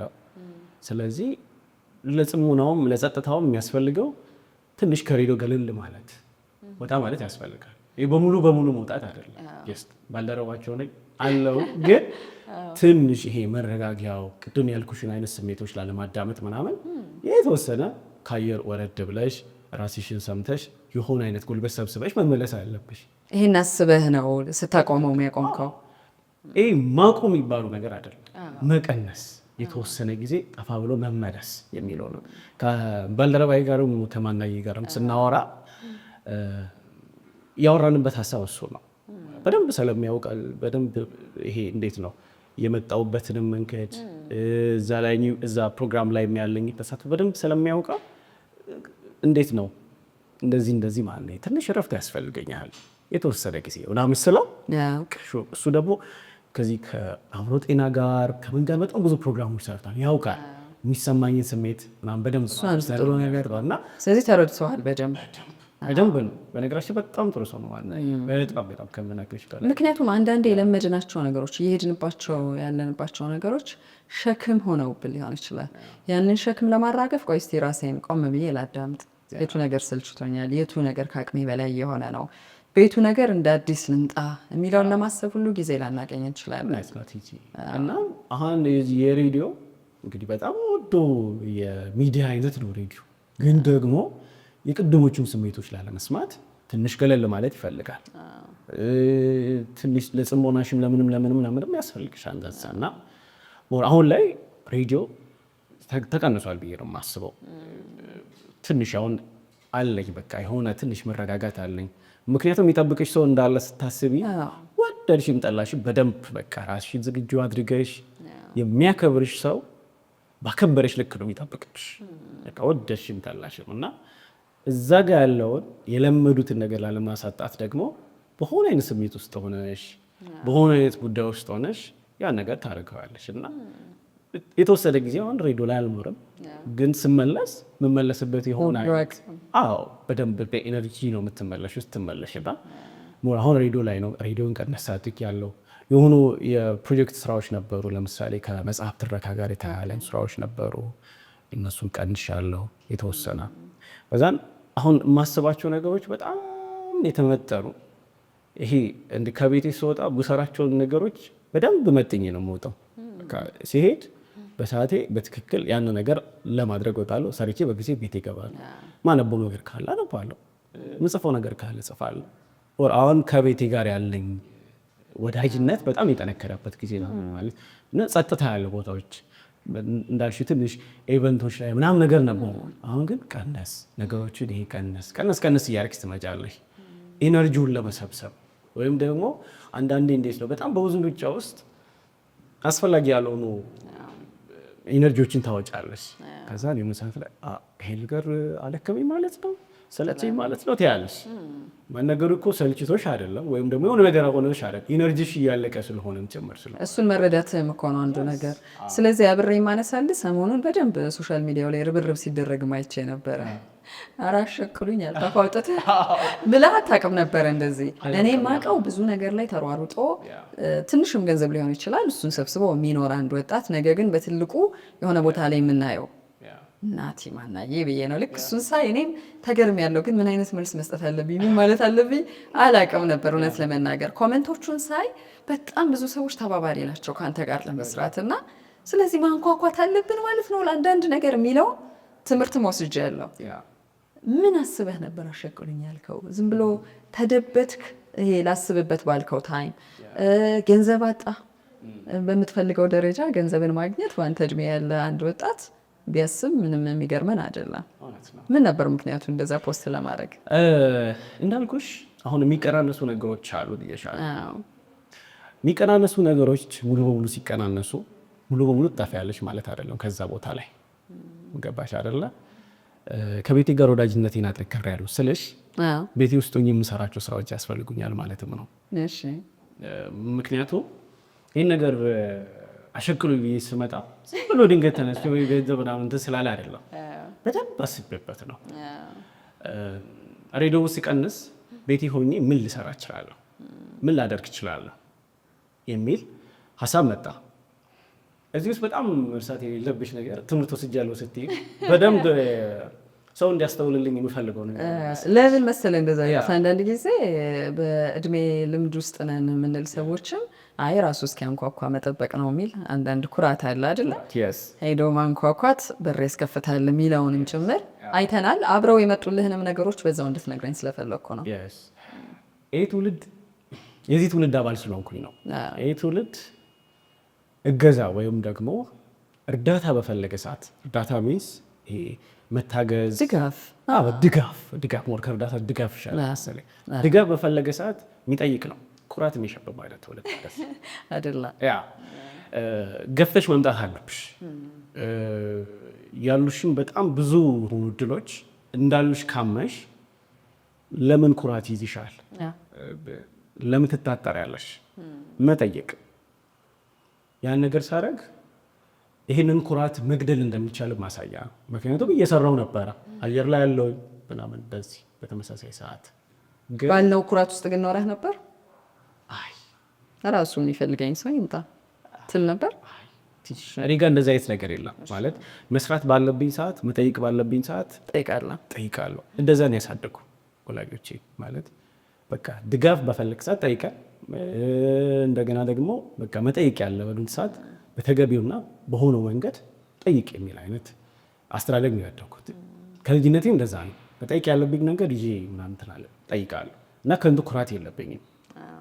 ከንቱ ኩራት ምናልባት አሁን ቶንም ያሳጣው እሱ ይመስለኛል። ከንቱ ኩራት ምንም አይሰራ። የምንኖርበት በጣም የካፒታሊስቶች ዓለም ላይ ነው። በቃ አለቅ እዛ ላይ ራሴን ድርሻ ልውሰድ ማለት ያስፈልጋል። ያው ጀስት እዚህ ጋር እኔ ጋር ኢነርጂ ክህሎት አለ፣ እዛ ጋር ገንዘብ አለ። ስለዚህ ክህሎት ልስጥህ፣ ገንዘብ ውስጠኝ ልውውጥ ማለት አይ ሰዎች አቅሙ ያላቸው ሰዎች የሚሰሩ ሰዎችን ለምን አያዩም የሚልም ጥያቄ ስለሚመጣም ነው። እንደ ኩራት በሚለው ብቻ እንዳንጠቀልለው አንተ ብዙ ነገር ላይ ትጥራለህ እንዴ ናቲ ከኔ ጋር ቢሰራ እኮ ያላልኩት ለምንድን ነው ወይም የሆነ ተቋም ያልጠራህ ለምንድን ነው የሚለውን ብዙ ሰዎችም እንደዛ ስለሚያስቡት አንዳንድ ድለ እሱም ማለት እንጂ ግን ደግሞ ሁሉም ሰው ይሻል ማለት አይደለም። ገባሽ አይደለ? ሁሉም ሰው አያይሽም። የራሱ ብዙ ጉዳይ አለበት። የራሱ ብዙ ጉዳይ አለው። ሁሉም በየራሱ ጉዳይ ውስጥ ተወጥሮ ያለበት ጊዜ ላይ ነው ያለ ነው። ስለዚህ ይህን ነገር ሳደርግ ቅድም ያልኩሽ የሆነ ነገር ሲቀነስ የሆነ ነገር መምጣት አለበት። ግን ደግሞ ሀስሉ ከዛ ጋር የሚመሳሰል መሆን የለበትም ነው። ያ በጣም ከሳምንት ሳምንት ሙሉ ጊዜሽን ሙሉ ጉልበትሽን ሁሉ ነገርሽን ይዛል። በዚህ በኩል ደግሞ የሚይዙ በጣም ብዙ ነገሮች አሉ። በጣም ብዙ ኢነርጂሽን የሚፈልግ ነገር አለ። ግን በቀላሉ ቤትሽም ሆነሽ ሊሆን ይችላል በሆነ መንገድ በደንብ እያረፍሽ የምትሰሪው ስራ ያስፈልግሻል። ገባሽ አይደለ? ምክንያቱም ቀንሰሽ ከተለመደው መልኩ በሆነ የምታገኛቸው ነገሮች አሉ ምናምን እሱን ስታጪ ኑሮሽ በራሱ ይዘው የሚመጣ የሆነ አይነት ጭንቀት ይኖራል ማለት ነው። ስለዚህ ያን ጭንቀት ላለመስማት ቶሎ እንደዚህ አይነት ነገሮች ላይ መጠየቅ ባለበት ሰዓት ጠይቅ ነው የኔ መረብ። ስለዚህ አመጣሁት ማለት ነው። ወዲያው ነው እንዳሰብክ የጠየቀው ወይስ እስቲ ሰው ሊለኝ ይችላል ሚል አሰብክ? የተወሰነ ጊዜ ቆይቻለሁ። ከቃል አመራረጡ ጀምሮ በደንብ ነው ታስቦበታል። በደንብ ነው።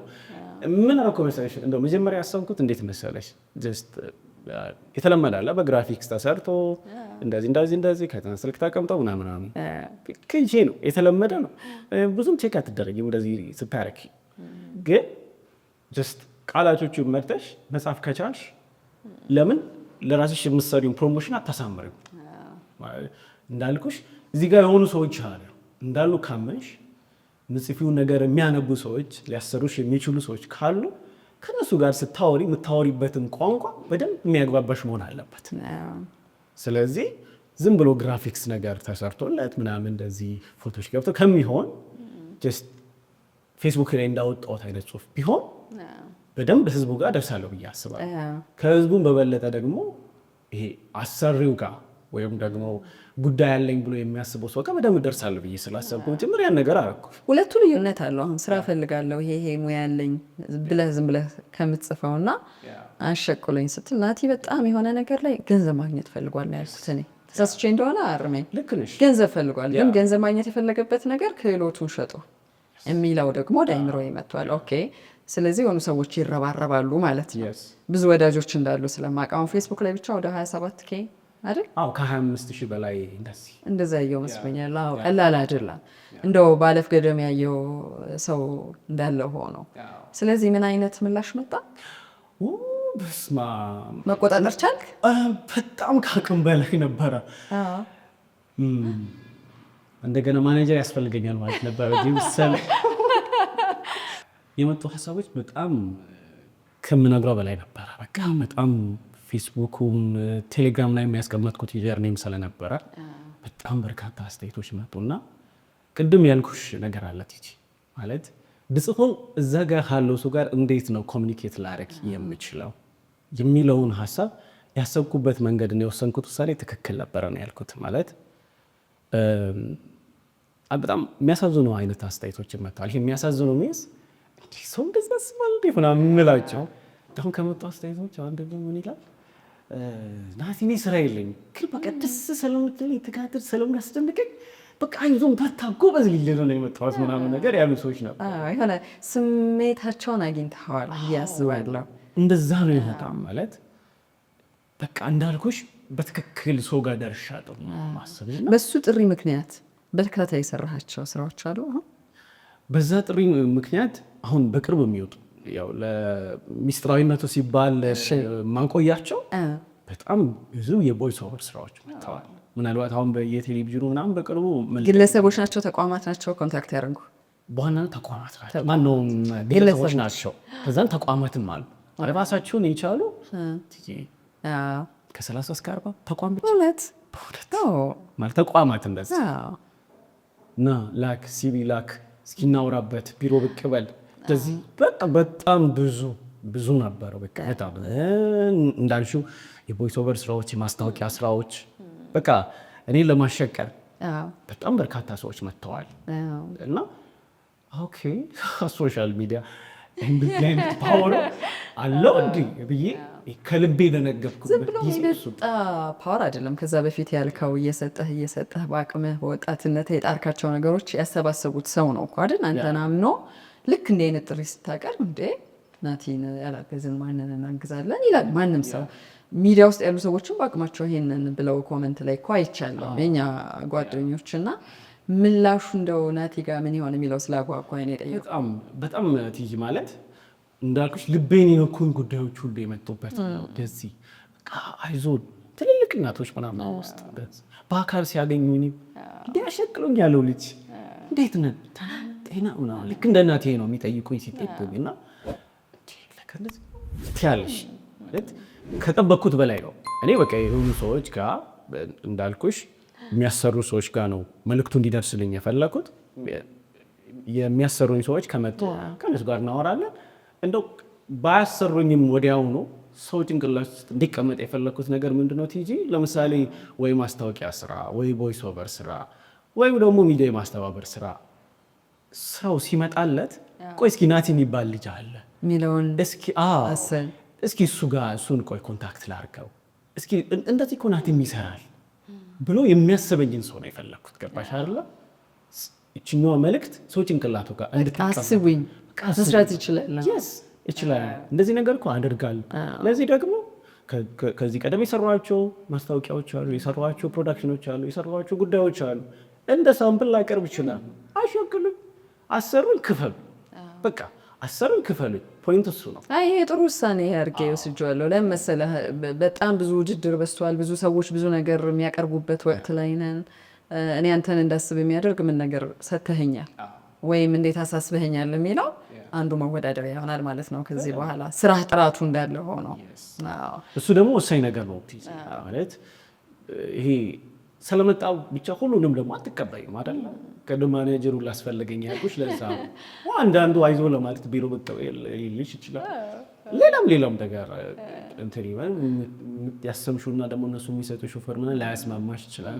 ብዙ አይነት ነገሮች ይመጣሉ። ያው አሰሩኝ ስላልሽ ሁሉንም ትሰሪያለሽ ማለት አይደለም። ማለት ይመጣሉ አጣተሽ ብትፈልጊው ነው የወደድሽው ነገር ታደርጊዋለሽ፣ ያን ነገር ትፈጽሚዋለሽ ነው። ግን በዚህ ውስጥ እኔ 3 ነገር አግኝቻለሁ ብዬ ነው የማስበው። የመጀመሪያው መጠየቅ ባለብኝ ሰዓት በትክክል የጠየኩት ጥያቄ ምን ምላሽ ይዞ ይመጣል የሚለውን ነገር ከዚህ በኋላ አሁን ምን ጠይቄ ምንም ቢመጣ አይደነግጥም ነበር። በቃ ደንግጧል። አንዲት ደንግጦ እንትን ብሏል። ልክ እንደዚህ ነው ትያለሽ። ስለዚህ ከዚህ በጣም አንደኛው ትምህርት ይሄ ነው። ሁለተኛው መድረስ ያለብኝ ሰው ጋር በትክክል ደርሼ ይሄ ያሰብኩትን ነገር ሰው ጭንቅላት ውስጥ እንዲቀመጥ አድርጌያለሁ ነው ማስበው። ሶስተኛውና ዋነኛው በዚህ ኮሚኒኬሽን ውስጥ የመጡ ሰዎች በራሳቸው በዘላቂ ወዳጅነት አዘ ፓርትነር የሚሰጡኝ የሆኑ ስራዎች አሉ ማለት ነው። ያ ደግሞ እንጀራዬ ነው፣ የምኖርበትም ነው፣ የማደርገውም ነገር በጽሞና ውስጥም ሆኜ በማስባቸው ነገሮች ውስጥም ሆኜ የሆነ ሰዓት ላይ በዋናነት ከምንሰራው ስራ በተጨማሪ ይመጣሉ። ተጨማሪ ገቢ ነው። በዚህ ሰዓት ደግሞ ወደድሽም ጠላሽ ተጨማሪ ገቢዎች ያስፈልጋል። በቃ ያለንበት ሁኔታ ምን ይታወቃል። ስለዚህ እነዚህ 3ቱን ነገሮች አግኝቻለሁ በዛች ፖስት ብቻ። ማለት አስቤ ያደረኩት ነገር ትክክል የሆነ ውሳኔ እንደሆነ ያመንኩበት የተጠቀምኩበት ነው ብዬ አስባለሁ። አንዱ ነገር እሱ ነው። ያው ሰሞኑን በደንብ መነጋገሪያ የሆነና ምላሹ ሰዎች ከሚጠብቁትም በላይ ነው። እንኳን አይደለም ራስህ ከጠበቀው በላይ የሆነ ነገር ነው። ስለዚህ ይሄ ትውልድ ይጠይቃል፣ የጠየቀውን ማስተዳደር ነው። ግን ትልቁ ኃላፊነቱ የሚለየውም እሱ ነው ብዬ ነው ማስበው እንጂ ብዙ ጥያቄዎችን ከብዙ አቅጣጫ እናያለን። ሌላው ግን ለምሳሌ ስለ መጽሐፍ በደንብ ነው የምተነትነው። አንባቢነትን የሚያሳብቁ ብዙ ነገሮች አሉ። ከተጻፈው ነገር ጀርባ ሄደህ ያላየነውን ነገር እንድናይ ታደርጋለህ። ከመቼ ጀምሮ ነው አንባቢ የነበርከው? አሁን 26 ዓመት ከሆነ ከመቼ ጀምሮ? ቲጂ እኔ ይሄ ጎበዝ አንባቢ የሚባል ሰው አይደለም። እሱን ያሽልኝ ማለት ይሄ ለትትናም ለምናምን ሳይሆን በጣም የላቁ ጥሩ የሚያነቡ ሰዎች እንዳሉ ሳያማውቅም እድሜን መሰረት ስለማደርግ ነው። በእድሜም ሆነው በጣም ጎበዝ አንባቢዎች ስላሉ ነው። ያው አጠገብሽ ያለውን አየሩ ላይ ያለውን ነገር ታየዋለሽ። ኦኬ ትያለሽ። የምትማሪባቸው የኔ ታናናሾች ሆኖ ራሱ በጣም የሚያስደነግጥ እውቀት አቅም ያላቸው ልጆች አሉ። ከነሱ አንፃር ራሴን አንዳንዴ ስገመግበው አንተ የምትላቸው ሰዎች ምናልባት እንደዛ ናቸው ማለት ነው። ያው ምን ውልበትን ኔትወርካችንን እንመስላለን ስለሚባል ነው እንጂ አሁን በአንተ እድሜ ብዙ ሰበካ ይደረጋል። ወጣቶች እንዲያነቡ፣ መስመራቸውን እንዲያውቁ፣ እውቀት ጋር እንዲጣበቁ፣ ልምድ ጋር እንዲጣበቁ አይደል እያልን ያለ ነው። ለምን ሲባል ይሄ ቁንጽሉ ነገር ብዙ ቢዚ የሚያደርግህ በዚህ እድሜ ስለሆነ ነው። እኔ ካየኋቸው ነገሮች ውስጥ ደራሲን ጠቅሰ፣ ጽሁፎችን ጠቅሰ፣ ርዕሶችን ጠቅሰ፣ ኢቭን ደራሲዎች ያሉበት ቦታ አትጠፋም። አዎ ምን ጠቅሞኛል መሰለሽ አሁን ቅድም ካልኩሽ አንፃር ልመለስና በደንብ ልንገርሽ። ይሄ ከመጽሐፍ ጋር የነበረኝ ወዳጅነት ከመጀመሩ መሰለሽ እኔ ከአያቶቼ ጋር ከዛን ከአጎትና ከአክስቶቼ ጋር ከዛን ከእናቴ ጋር ነው አስተዳደጌ የመጣው የኖርከው። እና በጣም በብዙ ቤተሰብ ውስጥ ይሄ አለ አይደለ በጣም ሰፋ ያለ ቤተሰብ ውስጥ ያደግኩ ልጅ ነኝ። ከዛን እዚህ ውስጥ የምታገኘው አንድ ጥቅም መሰለሽ ወይ አባት ወይ እናት ጋር የምትሆን ብቻ ከሆነ የምታገኛቸው ጥቅሞች ትንሽ ናቸው። አጎት አክስት ምናምን ሲኖሩ ሰፋ ስለሚል ቤት ውስጥ ያለው ነገር ምርጫውም ሰፊ ስለሚሆን ከእያንዳንዱ እንደ ታናሽ ልጅ የምትወስጂው ነገር አለ፣ የምታያቸው የምትሰሚያቸው ነገሮች እና እዚህ ውስጥ በጣም የማስታውሰው ነገር እኔ መጽሔቶችን በማንበብ ነው፣ ጋዜጣ በማንበብ ነው ልጅነቴ ጥሩ ሆኖ የጀመረ። ማንን አይተህ? አጎቴ ከአዲስ አበባ ሸቀጣሸቀጥ መደብር አለው፣ ሱቅ አለው እና ሱቅ ውስጥ ረጅም ዓመት ሰርቻለሁ እና ሲመጣ እቃ ምናምን ከዚህ ገዝቶ ሲመለስ ወደ ቤት መጽሔቶች ያመጣ ነበር። እነ ማራኪ፣ እነ ቃል ኪዳን፣ ቁም ነገር፣ ፋክት ምናምን የሚባሉ መጽሔት በጣም ኃይለኛ መጽሔቶች ምናምን እና ያመጣና ሱቁ እኔ የምቆምበት አካባቢ ያለ ባንኮን አካባቢ ዝም ብሎ ጣል ያደርገዋል ወይ ያነበበ ምናምን መተሆነ ጣል ያደርጋል። አሁን በነገራችን ላይ ለምን ጣል ያደርግ እንደነበረ ምናምን በጣም በቅርቡ ነው የገባኝ እና ጣል ያደርጋል ምንድን ነው ምናምን ተጽዕኖ እየፈጠረብህ የገለጥኩ አነብ ነበረ ማለት። ከዛ መጽሔቶች ደግሞ ያኔ በጣም ይሄ ታብሎይድ እና በጣም እንዴት ነው ሴንሴሽናል የሆኑ ታሪኮች፣ ሌላ ምን አማራጭ ነበር? ታሪኮች ነበሩ። ደግሞ በየክፍል ነው የሚቀጥሉት። በክፍል 1 ክፍል 2 ክፍል 3 እየተባለ 20 30 40 ክፍል ምናምን ድረስ ይሄዳል እና በቃ ሱስ ሆነ። ያመጣና ጣል ያረጋታል። እኔ ያነሳለሁ ወላ የሆነ ሰዓት ላይ ሲመጣ እጅጁ ማየት ጠይቋል። የታለ መጽሔቱ ጣል ያደርጋል። ያቺ መጽሔት አነባለሁ ምናምን እና በሆነ ሰዓት ላይ በጣም ተደራረበ መጽሔቱ ምናምን በዛ። እንደሚያነብ ስላየ እንደማነብ ስላየ ከስ እያደረገ ያመጣ ነበር። እነዛ መጽሔቶች ከዚህ ከንባብ ከሚባሉ ነገር ጋር እንድተዋወቅ በር ከፈቱ። ከዛም በተመሳሳይ ሱቅ ስትሆኝ ረጅም ሰዓት አንድ ቦታ ስለሆነ የምታሳልፊው 97.1 በጣም በጥራት ይሰማ ነበር። ታዳምጣለህ ያለምንም ተቀናቃይ ነው አለዛው እስከምተኛበት ሰዓት ድረስ ቀኑ ሙሉ ሬዲዮ ላይ ነበር። እንደው ያኔ ከማስታውሳቸው በጣም ኃይለኛ ፕሮግራሞች መካከል አዲስ ዜማ ነበሩ። አዲስ ዜማ ከንባብ ጋር ከእውቀት ጋር የተገናኘ ፕሮግራም ነው። እነ ብራና ነበረው። በጣም ብዙ ሀሳቦች ይነሳ ነበረ።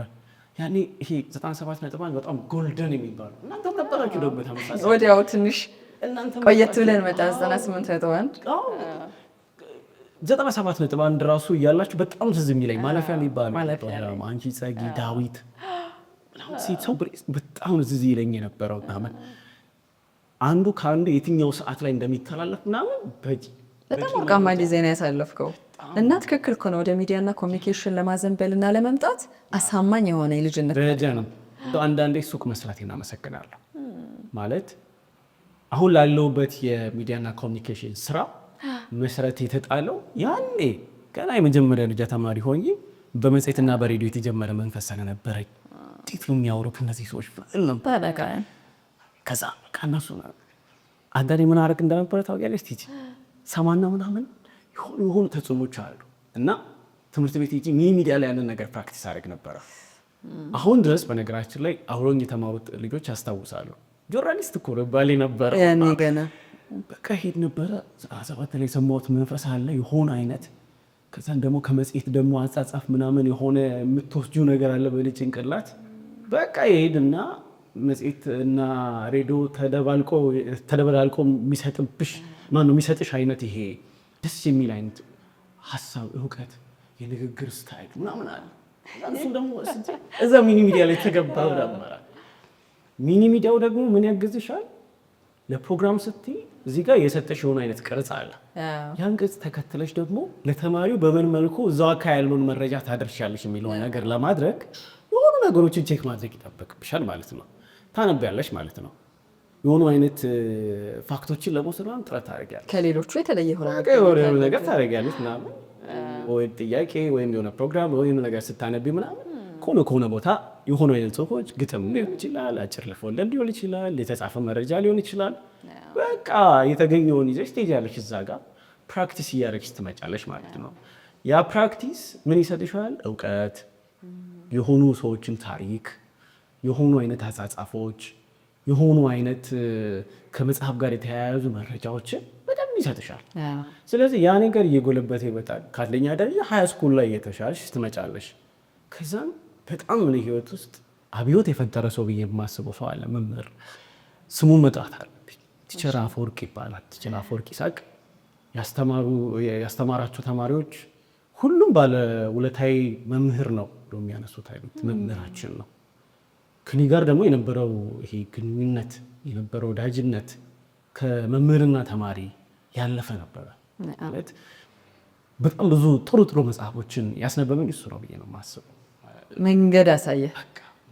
ይሄ አንዳንድ ህይወቶች ውስጥ የሚመጡ ተርኒንግ ፖይንቶች አሉ። የኔ ህይወት አብዮት፣ ያው ሁላችንም የራሳችን የሆነ ህይወታችን ውስጥ የምንፈጥረው አብዮት አለ። የሆነ የምንቀይርበት ተርኒንግ የሆነች አይነት ጥፋት አለች እና በተለይ ሃይ ስኩል ከገባ በኋላ ያው ክፍለ ሀገር ስትሆኝ በቂ መጽሐፍ አታገኝም። ብዙ መጽሐፎች አይኖሩ ምናምን እንደዚህ እና ቲቸር አፈወርቅ ብዙ መጽሐፍ አስነበበኝ። ስለ ብዙ መጽሐፎች ነገረኝ። ማለት ኦኬ ለካ እንደዚህ ይታያል፣ ለካ ክፍለ ሀገርን ሆኖ ስለ መጽሐፍ ሀሳቦች በደንብ ማውራት ይቻላል የሚል ሀሳብ እኔም ልብ ውስጥ የፈጠረው ቲቸር አፈወርቅ። ይሄ ልጅ ደግሞ ጋዜጠኛ ይሆናል ብሎ የመሰከረልኝ መምህር አለ። የሆኑ ፍንጮች አይቷል። በቃ ያውም የመጀመሪያ ልጅ ተማሪ እያለሁ ቲቸር አደፍርስ ወልደጊዮርጊስ ይባላል። ቲቸር አዴ ነው የሚሆነኝ።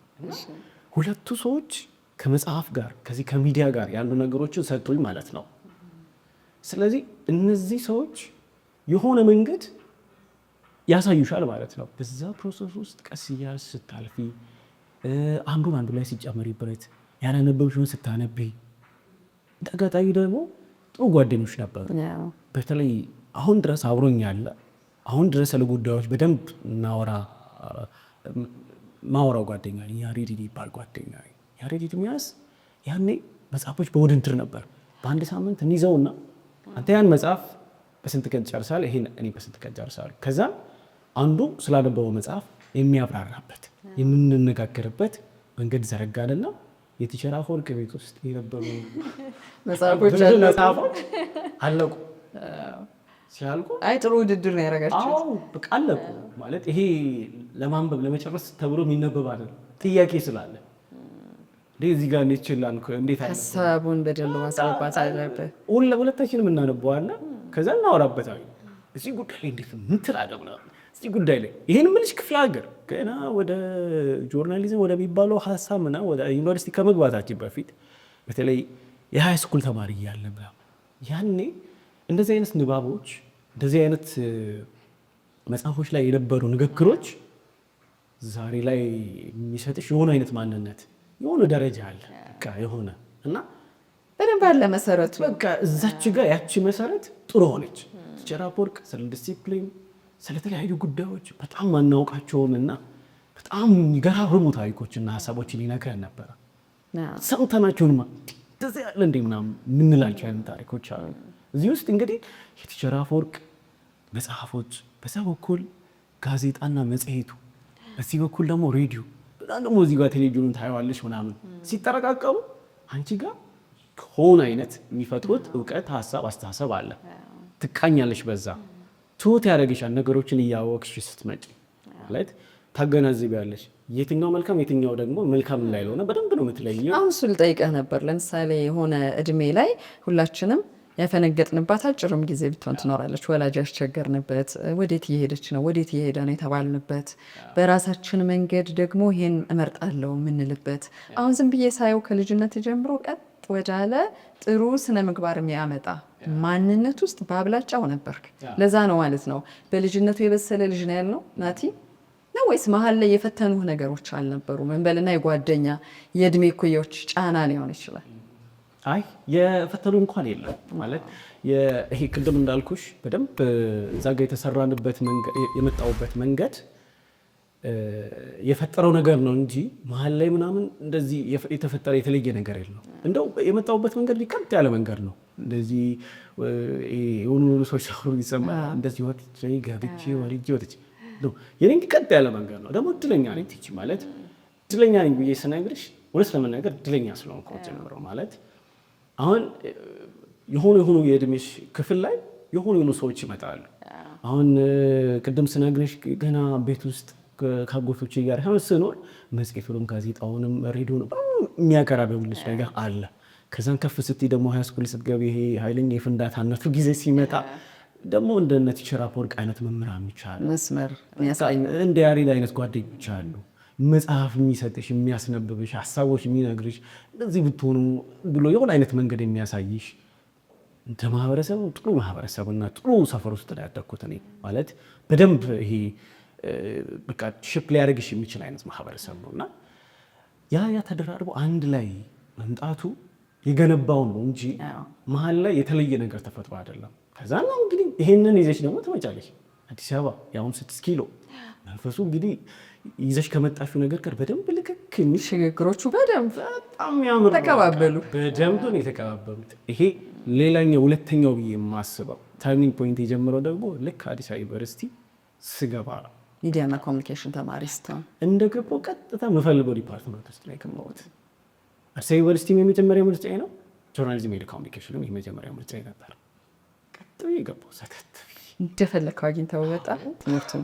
አዎ ከዛ እንግዲህ 6 ኪሎ ደግሞ ሁሉ በእጄ ሁሉ በደጄ 6 ኪሎ 4 ኪሎ ጋዜጣው መሳጋ መሴቱ ሰው መሳጋ ደግሞ ስትመጪ በቃ የሆነ አይነት ተነሳሽነትና የሆነ አይነት ሙከራ ካለ በጣም ደስ የሚል ሰፈር ነው ማለት መቼም ልረሳውም አልችለው አይደል። ያው በተለየ መንገድ ደግሞ ሄደው መጥፊያችን ሆነ ያሉ ደግሞ አሉ። እሱ እንዳለ ሆነው ራስን አገኘህበት በደንብ። አንተ እኮ አልተቸገርክም። በእርግጥ በቃ ከልጅነት ጀምሮ መንገዶችህ ሰካ ያሉ ናቸው። ያለ መንገድ ነው የመጣሁት። እድለኛ ነኝ የምልሽ ለዛም ጭምር ማለት ማስባቸው ነገሮች እየሆኑልኝ ነው የመጣሁት። ከዛ የምትወዳቸው ነገሮች ጋር የመጣበቅ ነገርም አያለሁ።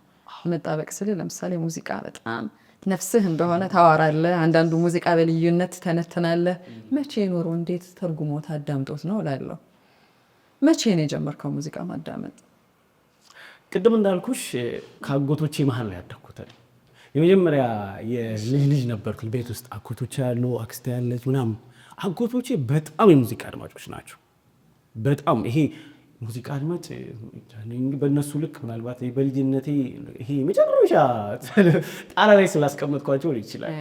እኛ ቤት ይሄ ቢጫው ኩርት ፔስታል አለ አይደል? 10 የሚሆን የሙዚቃ ካሴት ነበር። በጣም ያ ሙሉ አይነት ሙዚቃ አይነት በተለይ በቃ ምን ያልተሰማ ሙዚቃ ነበር ያኔ። ማለት ሁለቱ አጎቶች ታላቅና ታናሽ ስለነበሩ ክርክሩ ደግሞ ከባድ ነበረ። በቃ የሚወዷቸው ድምፃውያን ነበሩ፣ የሚወዱት የሙዚቃ አይነት ነበረ ምናምን። እነሱ ክርክር ውስጥ ደግሞ አንድ ትንሽ ልጅ አስብ እንደሱ ሲከራከሩ ሙዚቃ ሲሰሙ ከነ ድባቡ ከነ መንፈሱ አስታውሳለሁ አሁን ድረስ። እና ያኔ የጀመረ ነው የሙዚቃ መንፈስ በቃ። እና ትንሽ ከፍ ስል ሶስተኛ ተከራካሪ ስለ ሙዚቃ ሀሳብ የሚያዋጣ ስለ ሙዚቃ ጉዳዮች ምናምን የሚያወራ ሰው ተፈጠረ ማለት ነው። ከነሱ የወሰድኩት ነገር ነው ይሄ ሙዚቃን መውደድ፣ ስለ ሙዚቃ ማውራት፣ ሙዚቃ ውስጥ ያለውን ሀሳብ መስማት። አሁን ራሱ ስደት ይከራከራል የሆነ ሙዚቃዎች ላይ ምናምን እኮ እንደዚህ ነው ይባባላሉ ማለት ነው። እንደዚህ ነው ምናምን ነገር እንዴት ነበር ይሉኛል ማለት ነው። ያ ጭንቅላትሽ ውስጥ በልጅነትሽ የሚመጣው ነገር ስታድጊ ደግሞ በቃ በደንብ ጉዳይ ወደሽ ትይዋለሽ። በደንብ ነው የምተነትነው። አሁን ሀሳቡን ውስጡ ያለውን ፍልስፍና ቅንብሩን እያልክ የብዙ ድምፃውያን ስራዎችን ማንም ሳይቀድምህ ቀድመህ ታደርጋለህ እና እንደው ሌሎች ሰዎች ሲያዳምጡ አንተ ባልክበት መንገድ ለማዳመጥ ይሞክራሉ። አያለው ኮመንቶችን እንግዲህ ከዛ የመጣ ነው። ደግሞ ጎበዞች ናቸው እኮ የሙዚቃ ባለሙያ ሆኖ አይደለም እነሱም ሆኖ አይደለም፣ ግን ስሜት ነው ሙዚቃ አንዱ እንትን ስሜት ከስሜት ጋር መገናኘቱ አይደለም በደንብ ከሰው ልጅ ጋር በደንብ ግንኙነት እንዲፈጠር የሆነው እና ይሄ አሁን ሙዚቃው መውደድ ያኔ የመጣ ነው። ግን ደግሞ አሁን ደግሞ እዚህኛው ላይ ሙዚቃውን ስትሰሙ ደግሞ ያው ራሱን የቻለ ደረጃ አለው። የሆነ ሰዓት ላይ ከአጎቶች ጋር ምናምን ከአጎቶችሽ ጋር ምናምን ትከራከሪበታለች። ከዛ የሆነ ሰዓት ላይ ደግሞ ከራሱ ከድምፃዊ ከአቀናባሪ ጋር ወደ መከራከሩ ወደ መወያየቱ ሀሳብ ወደ መለዋወጡ ትመጫለች። ምናልባት አሁን ያለውበት ስቴጅ ከራሳቸው ከድምፃውያኖቹ ጋር ከሙዚቃ ባለሙያዎቹ ጋር ስለ ጉዳዩ ማወራበት አይነት ስቴጅ ላይ ስለሆንኩ ሊሆን ይችላል። ግን እዚህ ውስጥ አንድ በደንብ ማስበር የምፈልገው ነገር እኔ ሙዚቃ ባለሙያ አይደለሁም፣ ግን ደግሞ ሙዚቃ ወዳለሁ ነው። እና አንዳንድ ሰው እንደዚህ በደንብ ሶሻል ሚዲያ ያለ የሙዚቃ ባለሙያ አይደለም። እኔ ሙዚቃ ባለሙያ አይደለሁም፣ የሙዚቃ አድማጭ ነኝ፣ የሙዚቃ ወዳጅ ነኝ። በተረፈ ምንም የተለየ ሙዚቃ ላይ እንደዚህ የተማርኩት ነገር የለም። በቃ በመስማት በመኖር በቃ ሙዚቃ ከመውደድ የመጣ እንጂ እዚህ ለኢንተርቪው ቁጭ ከማለታችን በፊት አንድ ነገር እያወራን ነበር ስለ ሶሻል ሚዲያው አቅም፣ ሶሻል ሚዲያ ላይ ስላለ የረዥም ጊዜ ተሳትፎ መጻፍ ነው ያው አይደል? ፌስቡክ ትልቁ የሚፈልገው ነገር እሱን ሳትሰለች መጻፍ እና አንድ ያልከኝ ነገር ገርሞኝ ነው። አሁን ወጣትነት እድሜ ላይ ሆነ አስተያየት ላይ በጣም ነው አይደል ምንለጠፈው። ማምን አለ ከሌ ለመለሰው ነገር ደግሞ አጸፋውን ልመልስ ያው ሶሻል ሚዲያው እንደዛ ስለተሰራ እሱ ላይ ተወጥሯል ብዙ ሰው። አንተ ግን የማልመላለሳቸው ብዙ ሀሳቦች አሉ እዛው ምተዋቸው እያልከኝ ነበረ። እንዴት እንደዛ ሆን? የትኞቹ ሀሳቦችስ ናቸው የማይመቹ? ትይ እንግዲህ ሶሻል ሚዲያ የማይጎራበት ሀሳብ የለም። በጣም በርካታ ሀሳቦች አሉበት ይፋጩበት። እኛ ሀገር ያለው የሶሻል ሚዲያ አጠቃቀም በብዙ መልኩ በጣም ይረብሽ ነው ማለት ለድብርት፣ ለጭንቀት፣ ለብዙ ነገር የሚያጋልጥሽ አይነት ሶሻል ሚዲያ አለ። በዛው ልክ ደግሞ አሪፍ ሰዎችም ያሉበት መድረክ ነው እና ሁሉም ነገር ላይ እንግዲህ መሳተፍ አልፈልግም። እኔ ይህን አቋሜን ሶሻል ሚዲያ ከጀመርኩበት ጊዜ ጀምሮ የያዝኩት አቋም ነው ማለት ሁሉ ነገር ላይ ሁሉም ሰው የመተንተን አቅምም አለው ብዬ ስለማላስብ ነው። ማለት የሆነ ሰው የሆነ ጉዳይ ላይ ያውቃል፣ የሆኑ ጉዳዮች ላይ የሆኑ ነገሮች ሊያውቅ ይችላል እንጂ ሁሉም ነገር ላይ ተንታኝ ሊሆን አይችልም። ለኔ እንደዛ ነው የማስበው። ስለዚህ ሁሉ ነገር ላይ የሚተነትኑ ሰዎች በራሱ ያስደንቁኛል። ማለት አረ እንደቻላችሁበት ምናምን እላለሁ እና እንግዲህ እነዚህ ሰዎችን ላለመሆኑ ራሴ አንድም ሁሉም ጉዳዮች ላይ መሳተፍ አልፈልግም፣ ሁሉ ጉዳዮች ላይ ማስተያየት መስጠት አልፈልግም ምለው የኔ ጉዳዮች አሉ ማለት በቃ ትኩረት ማደርግባቸው አሁን ቅድም ያወራንበት መጽሐፍ፣ ሙዚቃ፣ የሚዲያ ጉዳይ መመስገን ያለባቸው ምናልባት ባመሰግኑ ምንም ስለማይቀነስ ማመሰግነው ሰው ካለ ለምን አላመሰግንበት? እንዳልኩሽ በጣም የተረባበሽ አይነት ቦታ ላይ ነው ያለው። በጣም ፖዚቲቭ የሆኑ ደስ የሚሉ ነገሮች የማይወደዱበት አይነት መድረክ ላይ ነው ያለ ነው። በጣም ጥቂት የሚወዱ ሰዎች ካሉ ነው በቃ ሁሉ ነገር አይወደድልሽም። ሁሉም በኩል መጠን በቃ ይገርመኛል። አሁን በጣም መልካም የሆነ ነገር ተጽፎ ስድብ በስድብ ምናምን የሆነበት ፖስቶች ምናምን ታያለሽ። እና እንግዲህ አሁን እዚህ ሁሉ ነገር ውስጥ ሁሉ ነገር ላይ ሀሳብ ሰጥተሽ አቺው አሁን ሁሉ ነገር ላይ የሚሰጡ ሰዎች ቅድም ያልኳቸው አይነት ሰዎች አስተያየት ሲሰጡ ይገርመኛል። ማለት አይመጣውም እኮ ቢመጣው ጥሩ ነበረ። ተቆርቆረው ቢሆንስ? መቆርቆር ሌላ ነው። መቆርቆር እኮ ቲጂ ሌላ ነው ማለት ሁሉ ነገር ላይ ደግሞ ይሄ የጋራ የምንላቸው ሁሉ ነገር የሚመስሉ ነገሮች አሉ አይደለ? አንዲማ መሆን አልነበረበትም እዚህ ጉዳይ ላይማ ትናንት ይሄ ነገር መደረግ አልነበረበትም አይነት እንደዛ የሚያሳዩን ሰዎች እየተፈጠሩ ነው። አሁን የሚቆረቆረው አለው፣ ግን ደግሞ ሁሉም ተቆርቋሪ አይደለም ነው የእኔ ፖይንት። ማለት መደብ መለየት ነበረባቸው ነው። በደንብ መለየት አለበት ነው። እኔ ምን አይነት ሰው አደጋለሁ መሰለኝ ሶሻል ሚዲያ ላይ ጉዳይን ጉዳይ ብሎ የሚይዝ ሰው ይሄ ጉዳዩን ለመያዝ ብሎ ሳይሆን የዛሬ 10 ዓመትም በዛ ጉዳይ ላይ ጽፎ ልታገኙ ትችላለሽ። የዛሬ አንድ ቀን ወይ ከአንድ ቀን በፊትም ስለዛ ጉዳይ ጽፎ የምታገኙ አይነት ሰው አለ። የሆኑ ጉዳዮች ላይ የተመጠኑ ሀሳቦች የሚሰጡ ሰዎች ነው ለኔ መንፈስ የሚቀርቡት ማለት ጉዳዮች በዛ ነገር ላይ ነው። እነዚህ ሰዎች እዛ ጉዳይ ላይ ብቻ ይጽፋሉ ማለት ሌሎች ጉዳዮች አያገባቸውም ማለት አይደለም። ወጣ ሊሉ ይችላሉ። ቅድም ብዬሻለሁ፣ ሰው የሆኑ ጉዳዮች ላይ የሆነ አይነት እውቀትና ሀሳብ ሊኖረው ይችላል፣ ግን ሁሉ ነገር ላይ ትንትል ይገባል። አሁን ሶሻል ሚዲያውን የሞላው ሰው ሁሉ ጉዳይ ላይ አስተያየት የሚሰጥ ሰው ነው ማለት እንደው መልካም ሆኖ የሚያግባባ ሀሳብ ሆኖ እውቀት ሆኖ ቢሰጥ ችግር አልነበረው። አብዛኛው ስድብ፣ ጥላቻ፣ ሀሜት፣ ሌላም ይሄ ደስ የማይሉ ሀሳቦች በጣም የሚንጸባረቁበት መድረክ ነው የኛ ሀገር ሶሻል ሚዲያ። እኔ እንደዛ አንደርስታንድ ማድረግ እና እዚህ ውስጥ አንድ መረሳት የሌለበት ነገር ግን ቲጂ ቅድም እንዳልኩሽ በጣም ደስ የሚለው አይነት ሀሳብ የሚያንጸባርቁ አሪፍ ሰዎችም አሉ ነው።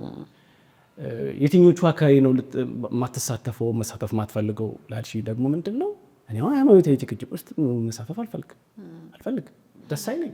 ምንድን ነው ያደክመሃል ነው? ሃይማኖትህን ስለማይመለከት ነው? አይመጥነኝም ነው? ስሜታዊ ላለመሆን ነው?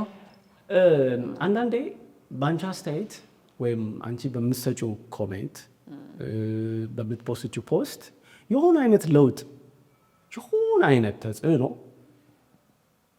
መጥቶ ቢሆን ወይም የሚመጣ አይነት ቢሆን ልትፖስችው ችግር የለው። ለመሰዳደብ ግን ለመጠላላት ወይም ደግሞ ለማጋጨት አይነት የምታደርጊው ከሆነ ምንድነው ጥቅሙ? ሪቃ አለመናገር እኮ ይቻላል ማለት ሀሳብ አስተያየት አለመስጠት ይቻላል። ማን ይከለክልሻል? ቲጂ አልተናገርሽ ምናምን ተብሎ መጥቶ የሚያንቅሽ ማንም ያነቀን የለም። አልሰጥም አስተያየት የለውበትም አላውቅበትም ማለት ይችላል። ማለት ሳይመጠነኝ ቀርቶ ሳይመለከተኝ ቀርቶ ሳይሆን የሚመለከታቸው ሰዎች አሉ ብዬ ስለማሰብ የጀመሩ ማለት ደግሞ የሚመለከታቸው ሰዎች አሉ። ያን ነገር ማድረግ ያለባቸው በእውነት ሊላቸው የሚችል በደንብ እዛ ነገር ላይ ቢናገሩ ቢያወሩ ቢጽፉ ሊሰሙ ለውጥ ሊያመጡም ይችላሉ ብዬ የማስባቸው ሰዎች ስላሉ የእኔ መናገር ለውጥ ካላመጣ ዝም ማለት በጣም ትልቅ አስተዋጽኦ። ሌሎች ቢናገሩ ብለህ ያልካቸው ሰዎች አሳምነውህ እነሱ ፔጅ ውስጥ ሄደ አስተያየት የመስጠት ልምድ አለ? እዛ ላይም ብዙ ስለማላይ ነው። አልፎ አልፎ ይኖራል። ያሳመነኝና ገዥ የሆነ ሀሳብ ሲኖር ማለት ይኖራል እኮ ሙሉ በሙሉ ራስሽን ኦፍ አታደርጊ። በቃ ይሄ ነገር እዚህ ላይ እኮ ሀሳብ ብሰጥ ለምሳሌ የተሳሳተ ነገር ጽፎ ሊሆን ይችላል። እኔ ደግሞ ማውቀው እውነት ሊኖር ይችላል፣ ማውቀው መረጃ ሊኖር ይችላል። ካለ ሄጄ ይሄ ነገር እንደዚህ ነው ልክ አይደለም ብዬ ልናገር እችላለሁ። ራሴን ኦፍ አላደርግማ። ግን ደግሞ ሁሉ ነገር ላይ አልሰጥም እንደዛ ብዬ ነው። አሁን ፖለቲካ ጉዳዮች ላይ ብዙ ትኩረት ለስሜት ይቅርብ አይደለም ብዙም ደስ ብሎኝ እዛ ነገር ላይ አልሳተፈው። ሌሎችም አሉ። ይሄ ለምሳሌ በጣም የግለሰብ ጉዳዮች ውስጥ የሚኖረው ህይወቱን ትቶ በጣም የሰዎች ጉዳይ ላይ የሰው ህይወት ውስጥ የሚያደርግ አሁን እኮ አንድ ልጅ በ26 ዓመቱ አሁን ደጋግሜ እድሜህን ማውራው ለምን እንደሆነ ታውቃለህ? ሶሻል ሚዲያው አይደለም በአንተ እድሜ ውስጥ ላለ ሰው የእድሜ ማገባደጃ ላይ ነኝ ብዙ ነገር አይቻለው ላለው እንኳን መድረኩ እየሆነለት ነው።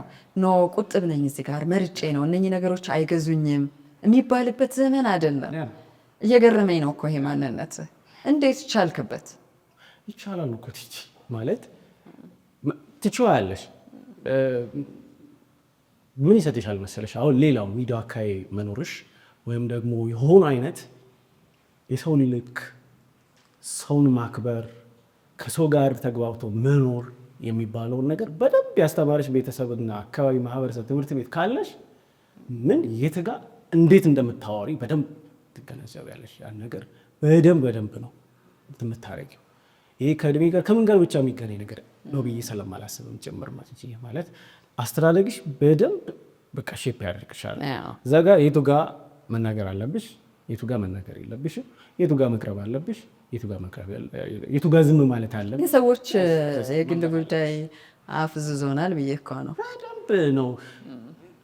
የሆነ ጊዜ በምን አጋጣሚ መሰለኝ አሁን እነዚህ አይነት ነገሮች ላይ ሁለተኛ ጂን በቃ አለ አይደለ ተሳትፌ የራሱ ራሴን ባገኝ ምናምን ብዬ ያስጠነቀቅኩበት ጊዜ በጣም በቅርበት የማውቃት እዛው ኪነ ጥበብ አካባቢ የነበረች ሴት ሰዎች በተለያየ መንገድ ስለሷ ሲጽፉ ተመለከትኩ። እውነት ከዛም ወግኜ ተከራከርኩኝ። አይደለችም እንደዚህ ነች ምናምን ብዬ በቃ ሀሜት ነው በቃው ኃይለኛ ክርክር ውስጥ ተገባ። ኃይለኛ ጭቅጭቅ መጣ ምናምን እና ልክ ከልጅቱ ጉዳይ ጋር የኔም ስም አብሮ መነሳት ጀመረ። ናቲ እንደዚህ ብሎ እንደዚህ ማለት ጉዳዩ ከሷ ወደ እኔ መጣ ማለት ነው። ከዛም እንዴት ሆነ መሰለሽ የኔ ጉዳይ መተንተን ተጀመረ ማለት ነው። ያንተ የግል ህይወት ወደ እኔ ህይወት መጣ ማለት ነው።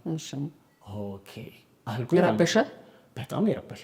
ግን ለምታውቀው ማንነት ምስክርነት ሰጥተህ ቢጠለጠል ማንነት ምን ችግር አለው? ቆይ ልነግርሽ እኮ ነው ማለት መረበሹን ፊል ያደረኩበትን አጋጣሚ ነው እኮ እየነገርኩሽ ያለሁት። እንግዲህ የዚች ልጅ ህይወት እሷን ለመከላከል ነው የመጣሁት። ስለ እሷ ያለውን ሁኔታ ለመመስከር ነው የመጣሁት። ልክ እሷን ትቶ ሰው ወደ እኔ ህይወት መጣና የኔን ሲያብኳካውና በጣም እንትን ሲለው ረባበሽ። ከዛን እዚህ ውስጥ ቆም ብዬ አስብ የነበረው ለካ የሰውን ግላዊ የሆነ ህይወት እንደዚህ ነው የምንበጠብጠው። ይህንም ልክ እንደተበጠበጠው ነው ለካ የሚበጠበጠው። ስለዚህ እንደዚህ አይነት ጉዳይ ውስጥ በማውቀው ባለማወቅ ይሄ እውቀቱ ወይም መረጃው በሌለኝ ጉዳይ ውስጥ መሳተፍ የለብኝም ብዬ ያንዴ ነው የወሰንኩት። ምክንያቱም መበጥበጥ ምን እንደሚመስል እኔ ውስጥ ስላየሁት ማለት ነው። ገባሽ አይደለ? ስለዚህ የግለሰባዊ ሆነ ህይወት፣ ግለሰባዊ ሆነ ጉዳይ የግለሰቡ ጉዳይ ነው ማለት የዛ ሰው ኑሮ፣ የዛ ሰው ህይወት የዛ ሰው ህይወት ነው። የቲጂ ህይወት ወይም የናቲ ህይወት የናቲ ህይወት ነው። በቃ ለምን ታውካዋለሽ? በቃ ይሄ እኮ ማውካካት ደጋግሜ የምለው ለዛ ነው። ይሄ በጣም ከመግባት ስለዛፋ አብዝቶ ከመናገር አይደለም። እና ያ ግለሰባዊ ሆነ ይበጠብጥ ከሆነ ለምን ይጸጣል? በጎም ቢሆን ባለማውራት ሰላምን ሰላም ማምጣት ሶሻል ሚዲያ ላይ ግን ደግሞ በሌላ መንገድ ያን ሰው ቅድም ብዬሻለሁ ቦታና ጊዜ አለ የሚከበርበት፣ ስለዛ ሰው እውነትና ሀቁ የሚወጣበት ጊዜ አለ። ያኔ ሲከበር ተባባሪ ነኝ መስካሪ ሊሆን ይችላል። እንደዛ ሆኖ አለፈ እውነቱ ተጋለጠ። ሚኒስትሪ ላይ ቀረበች ምናምን ያለው ነገር ነው ስታወራ፣ ከዛ ተገልጦ ደግሞ ሰው ወደ እሷ ደጋፊ እንደዚህ አይነት ነገሮች የበዙበት ስለሆነ የእኔ ተሳትፎ ከጠቀመ እሳተፍበት፣ ካልጠቀመ ዝም እልሻለሁ። ለምን ማድረግ አልችልም ማለት ምንም ለውጥ ካላመጣ መጻፌ፣ መናገሬ፣ ማውራቴ ትርጉም አይኖረውም ማለት ነው። እና ከነዚህ ነገሮች ግለሰባዊ ህይወት፣ ሃይማኖታዊ ጉዳይ፣ በዚህ በኩል ደግሞ የፖለቲካዊ ጉዳይና አንዳንድ ደስ የማይሉ አጀንዳዎች ውስጥ መሳተፍ አልፈልግም። ማውራትም መጻፍም አልፈልግም። የሚመለከታቸው ሰዎች ይጻፉበት፣ ያውሩበት፣ ሀሳብ መገደብ የለበትም። የሀሳብ ለውጥ በቃ እንትን ማለት የለበትም። ግን እኔ የለውበትም። በደንብ በአቋም ነው የተገለገልክበት ያለኸው ሶሻል ሚዲያ። እሺ አሁን የግል ህይወቴን እንዳትጠይቅኝ አትበለኝ በዛው። 26 ዓመትህ ነው። ከአርባ ምንጭ ከመጣህ በኋላ ትምህርትን ጨርሰህ እዚሁ የራስህ ህይወትን እየመራህ ነው። ለብቻህ ነው እየኖርክ ያለኸው። እናትህን ሁል ጊዜ ታነሳታለህ በብዙ ነገር። ያው መነጣጠል ምንም ማንከራከርበት ነገር ነው። ህይወትን ለማሸነፍ ወደ ህልምህ ነው እየመጣህ ያለኸው። እንዴት ነው ህይወትን እየመራህ ያለኸው? እንግዲህ በገንዘብ አንጻር ይሆናል። ያው ራሱን ጠብቆ የሚኖር ልጅ ነው የሚለውን በብዙ ነገር አሳየህን። እዚህ ጋር እሱ ይቸግረሃል ብዬ አላስብም። እንዴት እየመራህ ነው? አንድ 26 ዓመት ልጅ ሌላው ዓለም ቢሆን እንዴት ህይወትን እየመራህ ነው አንልም። በእኛ ሀገር ሁኔታ ይህም ልጅ ድጋፍ ይፈልጋል ተብሎ ይታሰባል። ጊዜህን ማስተዳደር ሊሆን ይችላል፣ ገንዘብህን፣ ሙያህን፣ ቤትህን ራሱ። ቤት ውስጥስ ምንድን ነው እያደረግክ የምታልፈው? ምን አለ መሰለሽ ቲጄ፣ አሁንም ወደ ወላጆቼ ቤት ልትወስጂ ነው። በተለይ ከእናቴ ጋር ስኖር ምን አስተምራኛለች መሰለሽ? ነገ እኮ ብቻ ልትኖር ትችላለህ እያለች በጣም ብዙ ነገር አስተምራኛለች። ምግብ ማብሰል፣ ልብስ ማጠብ፣ ቤት ማጽዳት ምናምን የሚለውን ነገር በደንብ ነው በቃ እናቴ በጊዜ ያውም ገና የመጀመሪያ ማን ነው ሃይስኩል እያለሁ መሰለኝ በደንብ ነው በቃ ቅርጽ አድርጋ ሁሉ ነገር ጨርሰው ይላከችኝ። አንተን አይደለም ማመስገን ያለብን አሁን እዚህ ጋር እኮ እናትህን ነው። በእውነት እውነቴን ነው።